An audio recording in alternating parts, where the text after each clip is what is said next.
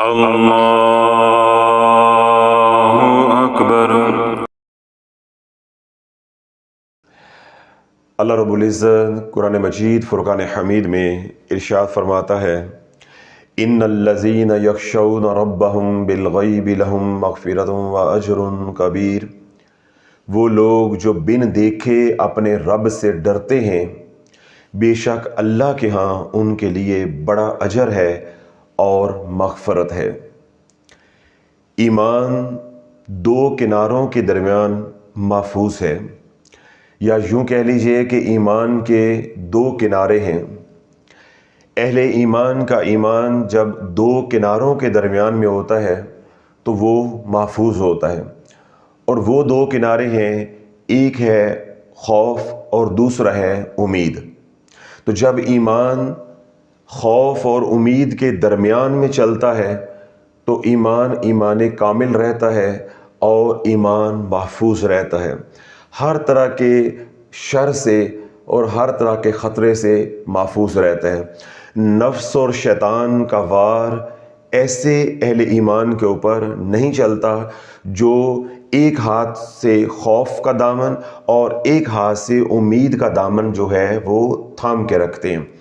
اگر خدا نخواستہ ایمان کے اوپر نفس اور شیطان کا وار چل جائے اور خوف کا جو دامن ہے یا خوف کا جو کنارہ ہے اس کے اندر دراڑ آ جائے، یا وہ کمزور پڑ جائے، یا خدا نخواستہ وہ ٹوٹ جائے، تو پھر ایمان جو ہے وہ ضائع ہو جاتا ہے۔ اگر خوف کا کنارہ کمزور ہونا شروع ہو جائے یا خدا نخواستہ اس میں دراڑ آنا شروع ہو جائے تو انسان دھیرے دھیرے پھر رب سے دور ہوتا جاتا ہے اور شیطان کے قریب ہوتا جاتا ہے۔ پھر ہر وہ کام انسان کرتا ہے جو اس کا نفس چاہتا ہے یا شیطان چاہتا ہے۔ اب نہ تو نفس ہمارا دوست ہے اور نہ ہی شیطان ہمارا دوست ہے، تو یوں انسان ہر وہ کام کرتا ہے جو اللہ کی ناراضگی کا سبب بنتا ہے، اللہ کی ناراضگی کا باعث بنتا ہے۔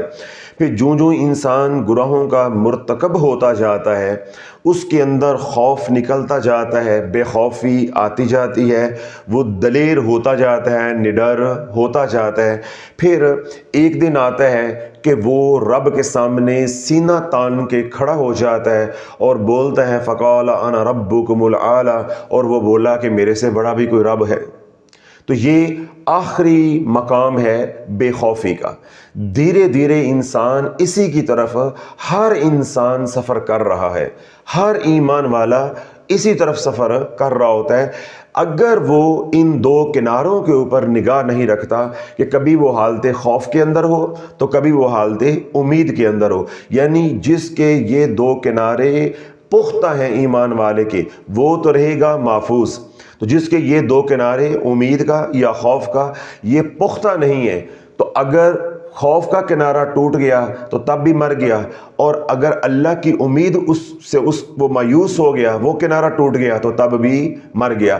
یعنی دائیں طرف کا کنارہ ٹوٹا تو تب بھی ایمان والے کا نقصان ہے، اگر بائیں طرف کا کنارہ ٹوٹا تو تب بھی ایمان والے کا نقصان ہے۔ گناہ انسان کو دلیر کر دیتے ہیں، گناہ انسان کو بے خوف کر دیتے ہیں۔ جتنا انسان متقی پرہیزگار ہوگا وہ اتنا ہی زیادہ اللہ سے ڈرنے والا ہوگا، اور جو انسان جتنا زیادہ گناہ گار ہوگا، فاسق ہوگا، فاجر ہوگا، وہ اتنا ہی زیادہ نڈر ہوگا، اتنا ہی زیادہ بے باک ہوگا، اتنا ہی زیادہ بے خوف ہوگا۔ کوئی ہوگا الا قلیل جس کا یہ کنارہ بچا ہوگا اور اللہ سے وہ ڈر رہا ہوگا، تو اللہ جو پل بھر کے لیے اللہ سے ڈر گیا اسے کیا ملتا ہے، اور جو ہمیشہ کے لیے اللہ سے ڈر گیا یعنی ڈر ڈر کے زندگی گزار ہے اسے کیا ملتا ہے، یہ بات میں آپ کے سامنے رکھتا ہوں۔ اور پھر وہ لوگ جو اللہ سے ڈرے نہیں، بے خوف ہو گئے، تو اللہ نے ان کو کیسے مثال عبرت بنا دیا۔ تو یہ تصویر کے دونوں رخ اب آپ کے سامنے آ جائیں گے کہ ڈر کے زندگی گزاریں گے تو یہ مقام ہے، اگر خوف ہو کے، بے باک ہو کے، نڈر ہو کے زندگی گزاریں گے تو یہ انجام ہوگا۔ پھر فیصلہ آپ نے کرنا ہے کہ کس راستے پہ ہم نے چلنا ہے۔ ایک بات ہو گئی۔ دوسری بات یہ ہے کہ آج ہم نے یہ بات اور یہ نقطہ بھی سمجھنا ہے کہ لوگ یہ کہتے ہیں کہ حضرت صاحب 6 مہینے ہو گئے ہیں وظیفہ کرتے ہوئے، وظیفے کا اثر نہیں آ رہا، 6 مہینے ہو گئے ہیں اسم اعظم پڑھتے ہوئے، اسم اعظم کا اثر نہیں آ رہا، یعنی تاثیر نہیں آ رہی، یعنی مجھے کوئی نفع نہیں ہو رہا۔ حضرت صاحب آج آپ نے آواز اٹھائی ہے، دنیا بھر میں آپ جو ہے سب کو للکار رہے ہیں کہ یہ دور وظائف کا نہیں ہے، تو اس کی کیا دلیل ہے؟ اس کی کیا دلیل ہے؟ کیا معاذ اللہ قرآن میں فرق آ گیا ہے، اوراد و وظائف میں فرق آ گیا ہے؟ جبکہ ہم آپ کے بتائے ہوئے اوراد و وظائف کرنے کو تیار ہیں، تو کل نفع ہوتا تھا، آج کے دور میں یہ نفع کیوں نہیں ہو رہا؟ تو اللہ آج کا یہ موضوع ہے، ان تمام سوالات کے جواب انشاءاللہ آپ حضرات کو آج کے بیان میں مل جائیں گے۔ اب پہلی بات یہ ہے کہ جو ایک پل کے لیے ڈر گیا، پھر دوسری بات ہم کریں گے جو ہمیشہ کے لیے ڈر گیا، اور پھر تیسری بات ہم کریں گے جو بے خوف ہو گیا، اور چوتھی بات ہم کریں گے کہ آج کے دور میں وظائف سے نفع نہیں ہو سکتا، یا آج کے دور میں وظائف سے نفع کیوں نہیں ہو رہا۔ تو یہ 4-5 سوالات ہیں، انشاءاللہ ان کو مکمل طور پہ کور کرنے کی کوشش کریں گے۔ اللہ کے محبوب علیہ الصلوۃ والسلام کا ارشاد پاک ہے کہ ایک گناہگار کو رب کی بارگاہ میں پیش کیا جائے گا، جب اس کے نامہ اعمال کا وزن کیا جائے گا، یعنی اس کے لیے میزان قائم کیا جائے گا، تو آواز لگے گی، صدا لگے گی کہ یہ جہنمی ہے، یعنی اس کے گناہوں کا پلڑا جو ہے وہ جھک جائے گا، اور آواز لگے گی کہ یہ دوزخی ہے، اس کو دوزخ میں لے جاؤ۔ اب جو جہنم کے دروگے ہیں وہ اس کو گھسیٹ کے دوزخ کی طرف لے کر جا رہے ہوں گے، تو وہ آواز دے گا، اے رب محمد، اے رب محمد، اے رب محمد، یعنی حضور علیہ الصلوۃ والسلام کے رب۔ تو رب فرمائے گا ہاں کیا کہتا ہے؟ تو وہ عرض کرے گا، یعنی وہ جو دوزخی ہے، اب وہ دوزخی حقیقت میں رب کی بارگاہ میں عرض نہیں کر رہا ہوگا، اس کی آنکھ کا ایک بال ہے جو رب کو صدائیں دے رہا ہوگا، رب کو صدائیں دے رہا ہوگا، اے رب محمد، اے رب محمد، اے رب محمد۔ تو جب رب متوجہ ہوگا تو رب پوچھے گا ہاں بولو کیا کہتے ہو؟ اب وہ جو اس کی آنکھ کا بال ہے وہ رب کی بارگاہ میں عرض کرے گا کہ اے اللہ، تیرے محبوب، تیرے حبیب علیہ الصلوۃ والسلام کا فرمان میرے تک پہنچا، تیرے محبوب کا فرمان میرے تک پہنچا، جو رب سے ڈر گیا اور ڈرنے کے بعد اس کی آنکھ سے آنسو بہہ گئے، یا جو اللہ کے خوف سے رویا، اس کے اوپر دوزخ حرام ہے۔ مجھے تیری عزت و جلال کی قسم ہے کہ جس کے جسم کا میں حصہ ہوں۔ یہ کون کلام کر رہا ہے؟ بال، آنکھ کا بال، پلکوں کا بال۔ اے رب ذوالجلال، مجھے تیری عزت و جلال کی قسم ہے کہ جس کے جسم کا میں حصہ ہوں، ایک دفعہ اس کے اوپر رکت طاری ہوئی، تیرا خوف طاری ہوا، اور اس کی آنکھ سے آنسو نکلا، وہ آنسو مکھی کے سر کے برابر تھا، تو مجھے تیری عزت و جلال کی قسم ہے کہ میں بھیگ گیا تھا، اس آنسو کے اندر میں بھیگ گیا تھا۔ تو اے اللہ، میری شفاعت کو اس کے حق میں قبول فرما لے، میری شفاعت کو اس کے حق میں قبول فرما لے۔ میں گواہی دیتا ہوں کہ زندگی میں یہ ایک بار تیرے سے ڈرا ہے اور تیرے خوف سے آنسو نکلا، اور وہ آنسو محض اتنا نکلا جتنا مکھی کا سر ہوتا ہے، اور وہ آنکھ سے پانی باہر نہیں نکلا، صرف اتنا تھا جتنا مکھی کا سر ہے، اور میں بھیگ گیا تھا۔ اے اللہ، میں گواہی دیتا ہوں میری شفاعت کو قبول کر لے۔ جب اسے جواب نہیں ملے گا تو وہ کیا کہے گا؟ اے اللہ، اگر میری شفاعت کو قبول نہیں کرنا، تو نے اس کو عذاب ہی دینا ہے، تو پھر مجھے اس کی آنکھ سے، اس کے بدن سے جدا کر دے، اس کے بدن سے جدا کر دے۔ کیوں؟ میرے اوپر وہ آنسو لگا ہوا ہے جو تیرے خوف سے نکلا تھا، جو تیرے خوف سے نکلا تھا۔ تو تیرا وعدہ ہے، تیرے محبوب کا فرمان ہمارے تک پہنچا ہے کہ جو اللہ کے خوف سے رویا یا اللہ کے سامنے کھڑے ہونے سے ڈر گیا، تو اس کے لیے کیا ہے؟ وَلِمَنْ خَافَ مَقَامَ رَبِّهِ جَنَّتَانِ فَبِأَيِّ آلَاءِ رَبِّكُمَا تُكَذِّبَانِ۔ جو اللہ کے سامنے کھڑے ہونے سے ڈر گیا، اللہ نے اس کے لیے ایک سے زیادہ جنتیں تیار کر رکھی ہیں۔ تو اے اللہ، میں تو تیرے سامنے کھڑے ہونے سے ڈر گیا، ٹھیک ہے؟ تو اگر میری شفاعت کو اس کی حق میں قبول نہیں کرنا تو مجھے اس کے بدن سے جدا کر دے. تو رب فرمائے گا کہ جا ہم نے تیری شفاعت کو اس کے حق میں قبول کر دیا. تو اللہ نے جو زندگی میں ایک پل کے لیے اللہ سے ڈر گیا اور اس کی آنکھ سے اتنا آنسو نکل آیا جتنا مکھی کا سر ہے, تو وہ بھی بخشوانے کے لیے کافی ہے. اب یہاں سے آپ کو یہ بات خود بخود سمجھ آ جانی چاہیے کہ جو زندگی میں ایک پل کے لیے اللہ کے سامنے کھڑے ہونے سے ڈر گیا اس کا یہ مقام ہے, تو جس نے ساری زندگی ہی ڈر ڈر کے گزاری اس کا کیا مقام ہوگا, اس کا کیا مقام ہوگا. اس کی ایک میں جھلک آپ کو دے دیتا ہوں تاکہ اگر آپ کو ادراک نہیں ہو رہا یا بات سمجھ نہیں آ رہی تو اچھے طریقے سے بات جو ہے وہ سمجھ آ جائے. بنی اسرائیل کے اندر ایک اللہ کے ولی گزرے, علامہ ابن جوزی نے اس کو جو ہے وہ نقل کیا ہے. اللہ کے ایک ولی گزرے, ایک عابد تھے, ایک زاہد تھے.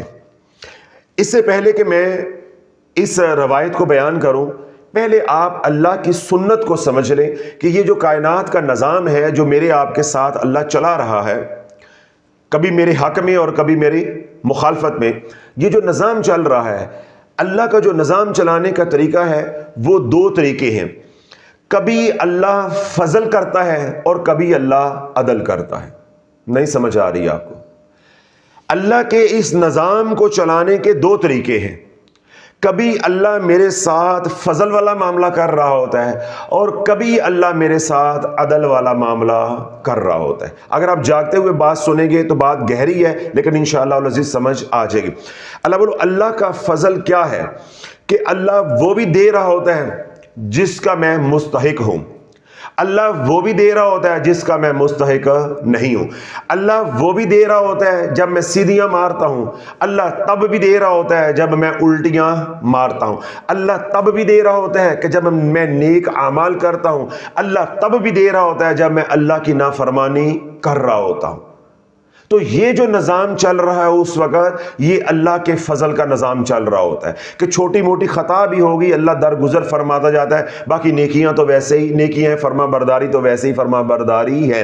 میں تھوڑا کام کرتا ہوں اللہ اجر مجھے زیادہ دیتا ہے, میں تھوڑا کام کرتا ہوں مجھے نفع اس کا زیادہ ہو رہا ہے اور میرے لیے اللہ آسانیاں فرماتا جا رہا ہے. میری بیٹیاں جوان ہیں تو رشتے ہو رہے ہیں, میرے بیٹے جوان ہیں تو ان کو ملازمت مل رہی ہے, میری زندگی جو ہے وہ 50-60 سال ہو گئی ہے تو مجھے کوئی بیماری نہیں آئی, کوئی چوری ڈکیتی کوئی ایسی تکلیف اللہ نے میری زندگی میں نہیں آنے دی. اولاد ہے تو وہ فرما بردار ہے, بیوی ہے تو وہ فرما بردار ہے, باغات ہیں تو وہ ہر سال پھل جو ہے وہ دے رہے ہیں, کوئی نقصان نہیں ہے, تجارت ہے تو اس کے اندر کوئی نقصان نہیں ہے, ہمسائے ہیں شریکہ ہے ان کی طرف سے مجھے کوئی غم نہیں ہے, کوئی جادو ٹونا نہیں ہے, کوئی گھر میں لڑائی جھگڑے نہیں ہے, کوئی بیماریاں نہیں ہیں. اب جس کے ساتھ یہ والا نظام چل رہا ہے تو یہ نظام ہے فضل کا کہ یہ اللہ کا فضل ہے. کبھی اللہ اپنے فضل کے ساتھ نظام چلا رہا ہوتا ہے اور کبھی اللہ پھیرا دے کے عدل کرنا شروع کر دیتا ہے. کیا کرتا ہے؟ پھیرا دے کے عدل کرنا شروع کر دیتا ہے. تو اللہ جب عدل کرے, جے تو عدل کرے تے تھر تھر کمبن اچیاں شانہ والے, جے تو فضل کریں تے بخش جائیں میرے جے منہ کالے. تو یہ اللہ کا نظام ہے جو دو طرح سے چلتا ہے. کبھی اللہ فضل کے ذریعے نظام چلاتا ہے اور کبھی اللہ عدل کے ذریعے نظام چلاتا ہے. جب اللہ عدل کر رہا ہوتا ہے پھر پریشانیاں آتی ہیں, کبھی خوشی آتی ہے, کبھی تکلیفیں آتی ہیں, کبھی بہت زیادہ تکلیفیں آتی ہیں. جتنے زیادہ گناہ ہوں گے پھر اتنی زیادہ تکلیفیں بھی آتی ہیں. اب اللہ اس وقت کیا کر رہا ہے؟ عدل کر رہا ہے. کیا کر رہا ہے؟ عدل کر رہا ہے. اور ہم سمجھتے ہیں معاذ اللہ کہ اللہ ہمارے اوپر ظلم کر رہا ہے کہ ہمارے گھر سے پریشانیاں, ہمارے گھر سے تکلیفیں نکل نہیں رہی. اس بات کا جواب بھی مزید انشاءاللہ میں آگے دینے کی آپ کو کوشش کروں گا. اب بنی اسرائیل کا جو عابد ہے, زاہد ہے, وہ تقوی والی زہد والی زندگی گزار رہا ہے, مسلسل عبادت کر رہا ہے. اب میں نے دو لفظ آپ کو سمجھائے ہیں, ایک ہے فضل اور ایک ہے عدل. اب یہ اگر آپ ذہن میں نہیں رکھیں گے, اس لیے میں نے روکی پہلے یہ میں نے مضمون سمجھایا, پھر میں دوبارہ اس طرف آ رہا ہوں تاکہ آپ کو سننے کا مزہ آئے کہ عدل کیا ہوتا ہے اور فضل کیا ہوتا ہے اور رب کا خوف کیا ہوتا ہے, اور جو رب کے سامنے کھڑے ہونے سے ڈر جاتا ہے پھر اللہ کا انعام کیا ملتا ہے. اب بنی اسرائیل کا زاہد عابد جو ہے عبادت کر رہا ہے مسلسل حجرے کے اندر. اب اللہ رب العزت نے کیسا اس کے اوپر فضل کیا ہے کہ یہ اس کا حجرہ ہے، یعنی عبادت خانہ ہے. ہمارے ہاں یعنی امت محمدی کے اندر آپ جہاں چاہیں جس وقت چاہیں عبادت کر لیں. اللہ نے ساری زمین کو مسجد بنا دیا ہے، سجدہ گاہ بنا دیا ہے. ہم جب چاہیں جہاں چاہیں ہم سجدہ کر لیتے ہیں. بنی اسرائیل کے ساتھ یہ معاملہ نہیں تھا. ان کے لیے ایک مخصوص جگہ ہوتی تھی، وہ اسی جگہ پہ جا کے عبادت کر سکتے تھے. جس طرح آج کل ہمارے ہاں مساجد ہیں تو ان کے ہاں جو ہے وہ حجرہ کہا جاتا تھا. وہ اپنے آپ کو حجرے کے اندر مقید کر لیتے تھے، اس کا نام ہوتا تھا عبادت گاہ، سجدہ گاہ. بس وہیں عبادت ہو سکتی تھی، چلتے پھرتے کسی جگہ پہ وہ عبادت نہیں کر پاتے تھے. اب وہ اپنے حجرے کے اندر مقید ہے عبادت کے لیے. کھڑکی کھولتا ہے تو اللہ نے سامنے ایک انگور کی بیل جو ہے وہ اگا دی ہے. جب اسے بھوک لگتی ہے کھڑکی کھولتا ہے تو انگور کا ایک گچھا توڑتا ہے، وہ کھاتا ہے. اللہ جو ہے وہ بھوک بھی مٹا دیتا ہے اور اللہ پیاس بھی بجھا دیتا ہے. اور کبھی اس کو پانی پینے کی حاجت ہوتی ہے یا وضو کرنے کے لیے پانی چاہیے ہوتا ہے، وہ پیالہ لیتا ہے اور کھڑکی کھولتا ہے، پیالہ یوں پکڑ کے کھڑکی کے باہر کرتا ہے تو آسمان سے بادل آتا ہے، برستا ہے، اس کا پیالہ بھر جاتا ہے، پانی کا برتن جو ہے وہ بھر جاتا ہے. وہ پانی پینے کے لیے بھی، نہانے کے لیے بھی، وضو کے لیے بھی وہ استعمال کر رہا ہے. تو اللہ بولو یہ اللہ کا فضل نہیں ہے تو اور کیا ہے؟ یہ اللہ کا خاص کرم ہے.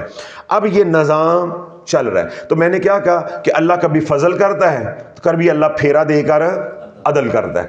اب اللہ نے ارادہ کر لیا کہ میں نے فضل کر کے بھی آزما لیا ہے، اب میں نے عدل کر کے بھی آزمانا ہے. اب آج جو نقطہ سمجھنا ہے اللہ والوں، یہ کبھی نہیں ہوتا کہ کسی کے اوپر فضل ہے تو فضل ہی ہوئے جا رہا ہے. انسان کی کمزوری یہ ہے، وہ کہتا ہے کہ میرے پہ فضل ہے تو ہمیشہ فضل ہی ہوتا رہے. اللہ والو فضل کے ساتھ جب فضل ہو رہا ہوتا ہے اس وقت وہ درجے، وہ منازل طے نہیں ہوتی. جب اللہ عدل کرتا ہے تو عدل کے دوران اگر انسان ثابت قدم رہ جاتا ہے، انسان صبر کرتا ہے تو اللہ ان منازل پہ، ان مقامات کے اوپر پہنچا دیتا ہے جو فضل کے پھیرے کے اندر ممکن نہیں ہوتے. کیوں؟ جب اللہ کا فضل ہو رہا ہوتا ہے تو اکثر انسان جو ہے وہ ناشکرا ہو جاتا ہے، رب کو بھول جاتا ہے یا وہ مقام طے نہیں کر پاتا جو اللہ چاہتا ہے. پھر اللہ عدل کرتا ہے، جب عدل کرتا ہے تو تکلیفیں آتی ہیں، جب تکلیفیں آتی ہیں ان پہ صبر کرتا ہے تو اللہ ان مقامات کو طے کروا دیتا ہے. اب پہلے نظام کون سا چل رہا ہے اس کے ساتھ؟ فضل کا. اب آج اللہ نے نظام کو پھیرا دیا ہے، کن کہا ہے فیکون ہو گیا. اب نظام جو ہے وہ عدل کا آ گیا ہے. اپنی عبادت گاہ میں یعنی اپنے حجرے میں وہ عابد جو ہے عبادت میں مشغول ہے. شام کا وقت ہے، دروازے کے اوپر، حجرے کے دروازے کے اوپر دستک ہوتی ہے. وہ دروازہ کھولتا ہے، ایک نوجوان حسینہ لڑکی ہے، عورت ہے. وہ کہتی ہے کہ میں مسافر ہوں تو میں آگے اپنی منزل پہ پہنچ نہیں سکتی. آج کی رات جو ہے اللہ کے لیے مجھے ٹھکانہ دے دو، یہاں قیام کرنے کی اجازت دے دو. علل صبح جو ہے وہ میں پہنچ جاؤں گی. اگر رات کو میں سفر کرتی ہوں تو میری جان کو بھی خطرہ ہے اور میری عزت کو بھی خطرہ ہے، تو اللہ کے لیے میرے پہ رحم فرما دو. اب وہ اللہ والا ہے، جب اللہ کا نام آ گیا تو اس کا دل جو ہے وہ نرم ہو گیا. اس نے کہا کہ آپ اندر آ جاؤ، آپ یہاں پہ بیٹھ جاؤ، اب یہاں پہ جو ہے وہ قیام کر لو. علل صبح جو ہے وہ اپنی منزل کی طرف رواں دواں ہو جانا. نظام اب کون چل رہا ہے؟ کون سا چل رہا ہے؟ عدل کا. اب فضل والا کھیل کم ہو گیا ہے، روک دیا گیا ہے، اب عدل والا نظام ہے. اب ادھر سے ساتھ ہی عورت آئی ہے، وہ آزمائش بن کر آئی ہے. کیوں؟ پہلے تو اندر آزمائش تھی نہیں کوئی. کھانا چاہیے تو انگور مل رہے ہیں، ان سے جو ہے بھوک بھی مٹ رہی ہے، پیاس بھی بجھ رہی ہے. اور اگر پانی چاہیے تو وہ ہاتھ باہر نکالتا ہے، برتن آگے کرتا ہے تو بادل برستا ہے، پانی آ جاتا ہے، ضرورتیں پوری ہو رہی ہیں. کھانا پینے کی ضرورت ہے نا، باقی تو وہ عبادت کے لیے بیٹھا جس طرح ہم اعتکاف میں بیٹھتے، باقی تو اور کوئی ضرورت نہیں ہے. تو اب اللہ نے جب عدل کا نظام چلا ہے، اب عورت آ گئی ہے، اب وہ مصلی پہ کھڑے ہو کے اپنی عبادت میں مشغول ہے. اب عورت جو ہے وہ مسلسل تک رہی ہے یہ کب فارغ ہوتا ہے، یہ کب فارغ ہوتا ہے. لیکن وہ مسلسل جو ہے وہ نوافل ادا کر رہا ہے، سجدے لمبے لمبے کر رہا ہے. آخر جب رات کا काफ़ी सारा हिस्सा गुजर गया तो वो आबिद जो है वो जाए नमाज से नहीं उठा, यानी उससे हम कलाम औरत से नहीं हुआ। तो औरत जो है वो हसीना जो है वो उठकर मुसल्ले पे आई कि कब इबादत से फारग होगे, मैं तुम्हारे पास आई हूँ, मैंने रात तुम्हारे साथ गुजारनी है, मेरे से कोई दो बातें तो करो। अब उसने सलाम फेरा, यानी इबादत से वो निकला। जब इबादत से निकला तो उसने उसकी बात को जब सुना तो अल्फाज की अच्छी या बुरी क्या होती है, तासीर होती है। जब तक वो वहां बैठी थी तो तब तक तो वो था महफूज। जब उसने सलाम फेर के कलाम किया तो अब तवज्जो की भी तासीर आ रही है, सोबत की भी तासीर आ रही है और कलाम की भी तासीर आ रही है। और ऊपर निज़ाम क्या चल रहा है, अदल का, कि आज मैं देखता हूं कि तू मुत्तकी कितना है, परहेजगार कितना है। आज मैं देखता हूं कि तू मुत्तकी कितना है और परहेजगार कितना है। अब उस खातून ने, उस हसीना ने अब उस आबिद को जो है वो लुभाना शुरू किया कि मुझे वक्त दो, मेरे साथ खलवत करो। उसने कहा कि नहीं, ये गुनाह है, ये गुनाह है, ये मैं सोच भी नहीं सकता। उसने उसको पीछे हटा दिया, यानी झिड़क दिया। अब वो दोबारा वहां जाके बैठ गई और उसने दोबारा नौफल जो है वो शुरू कर लिया, अपनी इबादत शुरू कर ली। उस औरत ने अपना लिबास जो है वो किसी हद तक जो है वो उतार दिया, यानी नीम भरना हो गए। अब नीम भरना हो के दोबारा उसके पास आ गए। फिर उसको कहने लगी कि मेरी बात तो सुन लो, मेरी बात तो सुन लो। जब उसको अपने बातों के जाल के अंदर फंसाया आबिद को, अब उसने जब इबादत से अपने आप को फारग किया और पूछा कि क्या चाहती हो, उसने कहा कि आज एक ही रात है, सुबह मैंने चले जाना है, तो मेरी ख्वाहिश जो है वो पूरी कर दो। जब मुझे कोई एतराज नहीं है तो तुम्हें क्या एतराज है। तो आबिद के दिल में ये बात आई। अब नफ्स जो है वो अंदर से उसने अंगड़ाई ली कि कोई देखने वाला नहीं है, तन्हाई है, अगर मैं ये गुनाह कर लेता हूं तो क्या हो जाएगा, बाद में तौबा कर लूंगा। लेकिन फौरन, क्यों, अल्लाह का खौफ था, फौरन फिर ये बात भी दिल में आई कि अगर मैंने गुनाह कर लिया तो बनी इसराइल के साथ अल्लाह वालों जो निज़ाम चलता था, जब वो जिना करते थे तो उनके माथे पे लिख दिया जाता था कि ये जानी है और अल्लाह की रहमत से ये महरूम है। अल्लाह वालों, ये तो उम्मत मोहम्मदी के ऊपर करम है कि कपड़े उतार के जिना करते हैं, जिना के बाद अल्लाह कपड़े पहनने की तौफीक दे देता है और उनके घर के दरवाजों के ऊपर जानी नहीं लिखवाता या उनकी पेशानियों के ऊपर जानी या जानियां नहीं लिखवाता। वरना बनी इसराइल के अंदर ऐसी कौमें गुजरी हैं कि जो वो गुनाह कबीरा करते थे, बाज़ कौमों के घरों के दहलीज पे, दरवाजे पे अल्लाह लिखवा देता था और बाज़ों के अल्लाह पेशानियों के ऊपर लिखवाता था। सारे ज़माने को पता चल जाता था इसने ये गुनाह किया है, ये फुला गुनाह का मुर्तकब हुआ है। अब वो आबिद ये सोचने लगा कि अगर मैं गुनाह कर लेता हूं तो मेरे माथे पे लिख दिया जाएगा, मेरी पेशानी पर लिख दिया जाएगा कि मैं क्या हूं, जानी हूं और अल्लाह की रहमत से महरूम कर दिया गया हूं, मैं दोज़गी हूं, जहन्नमी हूं। तो ये मैं बर्दाश्त नहीं कर सकता। एक तरफ नफ्स की ख्वाहिश है कि तन्हाई है, खलवत कर लो, कोई देखने वाला नहीं है। एक तरफ अल्लाह का खौफ है, अगर तूने ये गुनाह किया तो तू हमेशा के लिए अल्लाह की रहमत से महरूम हो जाएगा। अब जब नफ्स ना माना, अब नफ्स बार बार जो है वो अंगड़ाई ले रहा है, साथ औरत जो है वो लुभा रही है, ऊपर से तन्हाई है, कोई देख नहीं रहा, तो उसने अपने नफ्स को कुचलने के लिए ये कहा कि अच्छा ए नफ्स, मैं तेरी बात मानता हूं। अब तो जो रखिएगा, बड़ी अहम बात है, ए नफ्स कि मैं तेरी बात मानता हूं। पहले एक तजुर्बा कर लेते हैं।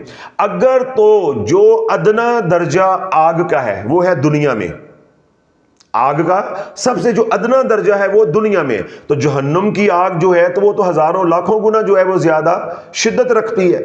क्यों, जब सैयदना आदम अलैहिस्सलाम इस दुनिया में आए तो आपको आग की ज़रूरत पड़ी तो अल्लाह की बारगाह में अर्ज़ की तो अल्लाह रब्बुल इज़्ज़त ने जिब्रील अमीन अलैहिस्सलाम को भेजा कि जाओ मेरे आदम को जाकर आग देकर आओ, क्योंकि सैयदना आदम अलैहिस्सलाम को आग जलानी नहीं आ रही थी कि आग कैसे जलानी है, कुछ पकाना है या अपना जिस्म जो है वो ठटर रहा है, अपने आप को सर्दी से बचाना है तो आग चाहिए, तो आग कैसे जलाऊं। تو اللہ رب العزت نے سیدنا آدم علیہ السلام کو بھیجا. سیدنا آدم علیہ السلام اللہ رب العزت نے جبریل امین علیہ السلام کو بھیجا. تو جبریل امین علیہ السلام جو ہے وہ جہنم میں گئے. جہنم میں جا کے آگ کا ایک انگارہ لیا, اس کو لا کر سیدنا آدم علیہ السلام کی بارگاہ میں پیش کر دیا. جو ہی وہ انگارہ زمین پہ رکھا, وہ انگارہ زمین کو چیرتا ہوا تحت ثری پہ چلا گیا.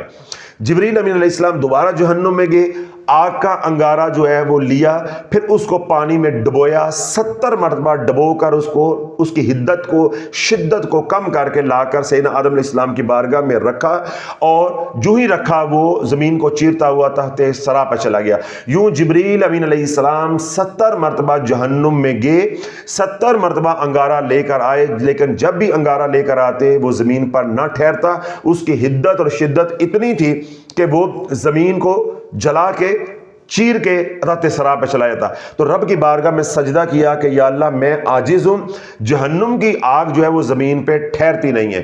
تو رب نے فرمایا کہ جہنم کی آگ کا ایک ذرہ بھی ہوگا تو وہ بھی زمین پر نہیں ٹھہرے گا. یہ زمین کے لیے آگ نہیں ہے.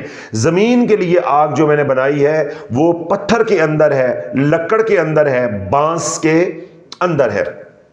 تو جبریل امین علیہ السلام نے 2 پتھر لے کے پتھر کے اوپر پتھر مارا, اس سے جو چنگاری نکلی وہاں سے سیدنا آدم علیہ السلام کو اشارہ کیا کہ آگ یوں جلانی ہے.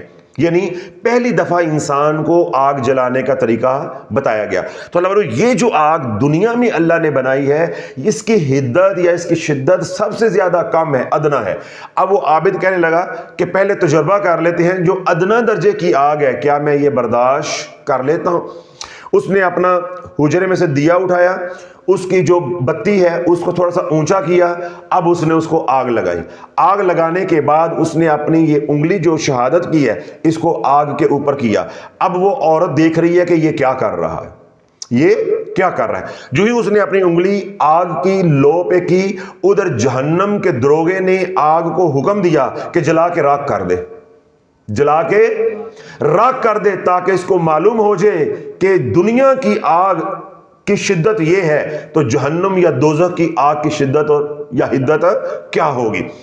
جو ہی اس نے انگلی ایسے کی, اسے تو یہ گمان تھا کہ حدت آئے گی, یہ جلے گی, میں برداشت کروں گا, لیکن وہ آگ ایک دم بھڑکی, اس کا یہاں تک پورا ہاتھ جو ہے, ساری انگلیاں اور ہاتھ جو ہے وہ جل کر راکھ ہو گیا. جو ہی یہ ہاتھ اس نے ایسے رکھا, آگ ادھر سے بھڑکی, یہ ہاتھ جل کر راکھ ہو گیا, وہ معذور ہو گیا. اس خاتون کے اوپر, اس حسینہ کے اوپر جو گناہ کرنے کے لیے آئی تھی, جو آزمائش بن کر آئی تھی, اس کے اوپر رکت طاری ہوئی, لرزہ طاری ہوا اور غش پڑا, اور موقع پہ اس نے دم توڑ دیا, وہ مر گئی. اب اللہ والو باقی بات اب دل کے کانوں کے ساتھ سننی.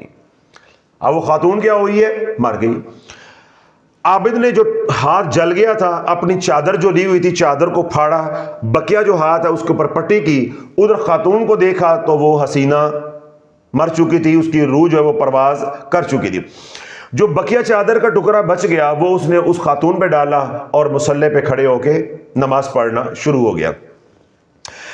ادھر دن چڑھا تو شیطان نے کہا کہ اتنی بڑی آزمائش آئی, بندہ بچ گیا. بندہ نہیں بچنا چاہیے, بندہ کیسے بچ گیا؟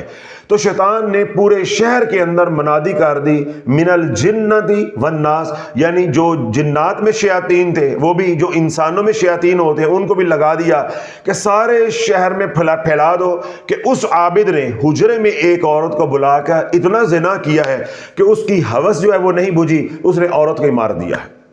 جب یہ بات جو ہے بادشاہ کے پاس پہنچی تو کچھ دیر کے بعد بادشاہ جو ہے وہ لاؤ لشکر لے کے اس عابد کے حجرے پہ آ گیا. اب عابد جو ہے وہ نماز کے اندر, عبادت کے اندر مشغول ہے. اس کے کرندوں نے دروازہ توڑا, حجرے میں آ گئے, عابد کو پکڑا, بادشاہ کے دربار میں پیش کر دیا. بادشاہ نے حکم دیا کہ اس کو زنجیروں کے ساتھ جکڑا جائے. زنجیروں کے ساتھ جکڑ لیا گیا اور پوچھا کہ مجھے معلوم ہوا ہے کہ تیرے کمرے میں رات کو کوئی عورت پہنچی تھی. اس نے کہا ہاں پہنچی تھی. وہ عورت کہاں ہے؟ اس نے کہا میرے حجرے میں ہے.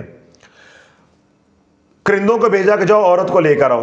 وہ عابد کہنے لگے کہ وہ عورت نہیں آ سکتی, وہ عورت مر چکی ہے, وہ عورت مر چکی ہے.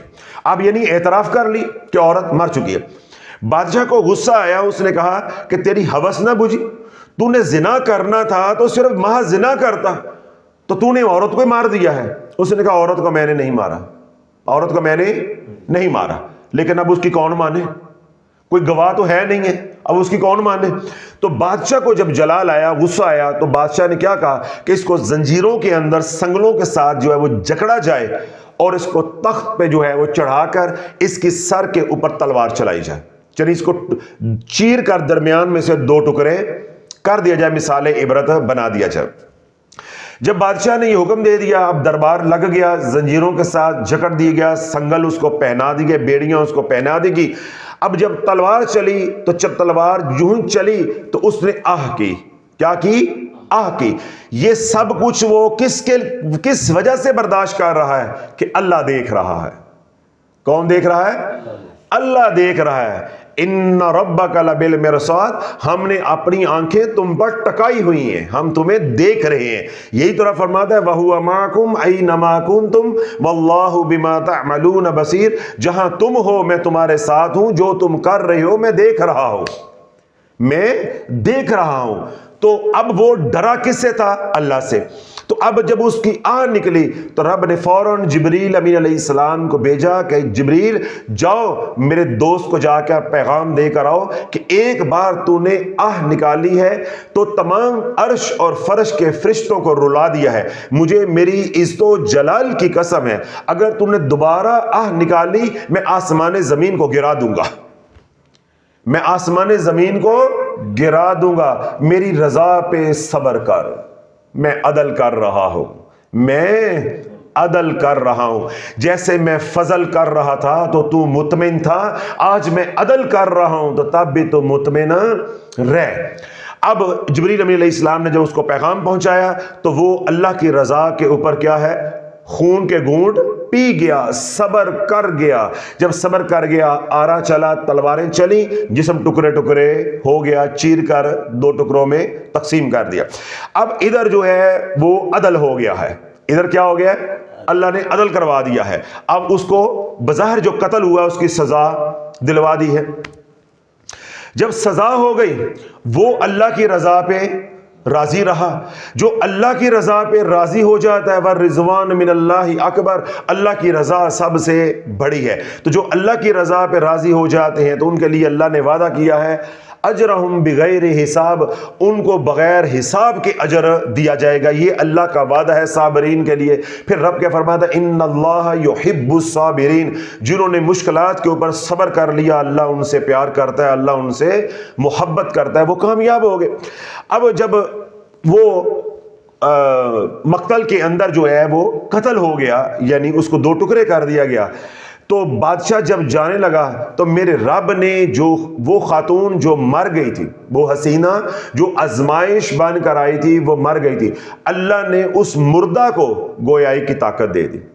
وہ بولی اے بادشاہ اللہ کی عزت کی قسم ہے، یہ عابد جو ہے یہ مظلوم ہے، یہ معصوم ہے، اس نے قتل نہیں کیا، اس نے جو اللہ کے ڈر سے اپنے آپ کو آگ سے جلایا گناہ سے بچنے کے لیے، تو جب اس کا ہاتھ جلا تو میرے اوپر ایسا خوف طاری ہوا کہ میں تو اس خوف سے مر گئی ہوں، مجھے اس نے نہیں مارا، اس نے میرے سے گناہ نہیں کیا، منہ کالا نہیں کیا۔ اب بادشاہ بھی اور اس کے کرندے بھی کیا ہوئے؟ پشیمان ہوئے کہ یہ کیا ہم کر بیٹھے ہیں، یہ ہم کیا کر بیٹھے ہیں۔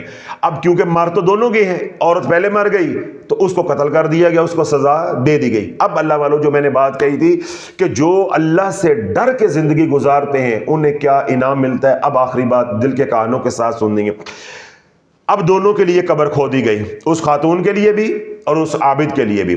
تو جب ان کو قبر میں اتارنے لگے، یعنی عابد کو قبر میں اتارنے لگے، تو فرشتے نے غائب سے صدا دی، منادی کرنے والے نے منادی کی آواز دی کہ ٹھہر جاؤ اے زمین والو، ٹھہر جاؤ، ابھی فرشتوں نے اس کی نماز جنازہ پڑھنی ہے، ابھی فرشتوں نے اس کی نماز جنازہ پڑھنی ہے۔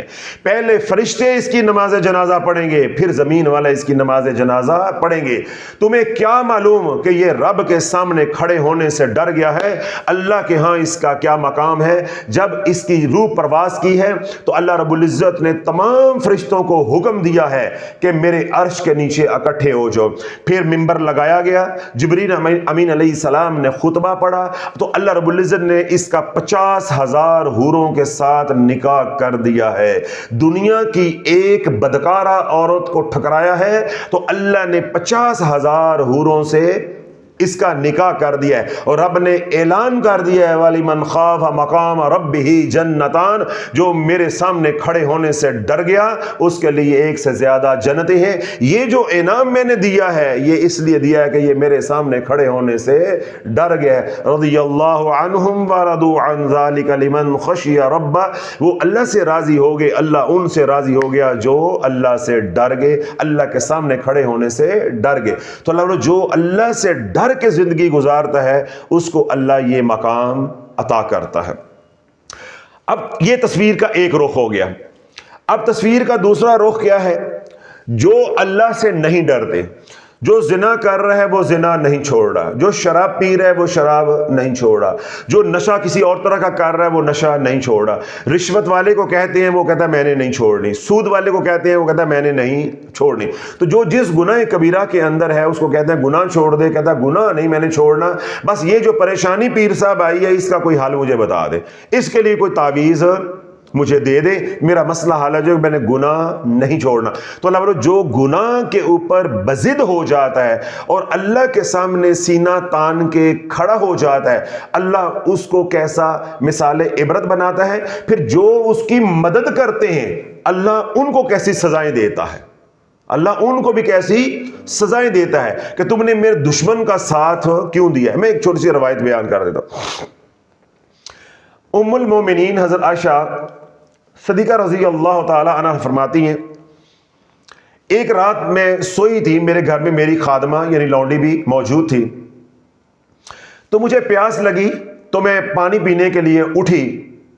تو جب پانی کی جو مشک ہے میں جب اس کے قریب گئی, جو میں نے دیکھا پانی تو اس کے اندر پانی موجود نہیں ہے, یعنی وہ جو مشک ہے پانی کی وہ خالی ہے. تو میں بڑی حیرت زدہ ہوئی کہ جب رات کو سوئے ہیں اس وقت تو اس میں پانی تھا, تو پانی کہاں گیا؟ تو میں نے دیکھا کہ میں حجرے کے اندر ایک کونے میں میری جو خادمہ ہے, جو لونڈی ہے, وہ بیٹھ کے سسکیاں لے رہی ہے, ہچکیاں لے رہی ہے, رو رہی ہے. تو میں نے اسے پوچھا کہ تم کیوں رو رہی ہے اس وقت؟ تو دوسرا یہ کہ میں اٹھی ہوں پانی کے لیے, تو پانی سے تو یہ مشک بھری پڑی تھی, یہ جو مشکیزہ ہے یہ بھرا پڑا تھا, تو یہ پانی کہاں گیا ہے؟ اب وہ کہنے لگی, ام عائشہ صدیقہ رضی اللہ تعالیٰ کی بارگاہ میں عرض کرنے لگی, وہ خادمہ وہ لونڈی, کہ میں سوئی تھی تو میں نے خواب دیکھا کہ میرا باپ جو ہے پیاس کے مارے مر رہا ہے اور میدان معاشر میں بھاگتا پھر رہا ہے, پانی پانی پانی, کہ مجھے پانی کا ایک گھونٹ دے دو, پانی کا ایک گھونٹ دے دو. کہ میرا باپ ساری زندگی شراب پیتا رہا, زمانہ اس کو کہتا رہا کہ شراب نہیں پیو, شراب نہیں پیو, اس نے شراب پینا نہیں چھوڑی. سارے زمانے کو آج شافی کہہ رہا ہے کہ گناہوں سے معافی مانگ لو, گناہوں سے معافی مانگ لو, تمہیں وظائف کی ضرورت نہیں ہے, گناہوں سے معافی مانگنے کی ضرورت ہے, لیکن کان دھرنے کو تیار نہیں ہے. ہر بندہ یہی کہتا جی وہ باقی باتیں اپنی جگہ پہ, حضرت صاحب وظیفہ بتاؤ, کیا کرو وظیفہ بتاؤ بس. اب وہ بچی کیا کہہ رہی ہے, لونڈی خادمہ کیا کہہ رہی ہے, ام عائشہ صدیقہ رضی اللہ تعالیٰ عنہ کی بارگاہ میں کیا عرض کر رہی ہے کہ میرے باپ کو جب شراب سے روکا گیا تو شراب نہیں چھوڑی. آج میدان معاشر میں معاشر برپا ہے تو میرا باپ جو ہے پیاس کے مارے میدان معاشر میں بھاگے پھر رہا ہے, پانی پانی پانی, کہ مجھے پانی کا ایک گھونٹ کہیں سے مل جائے.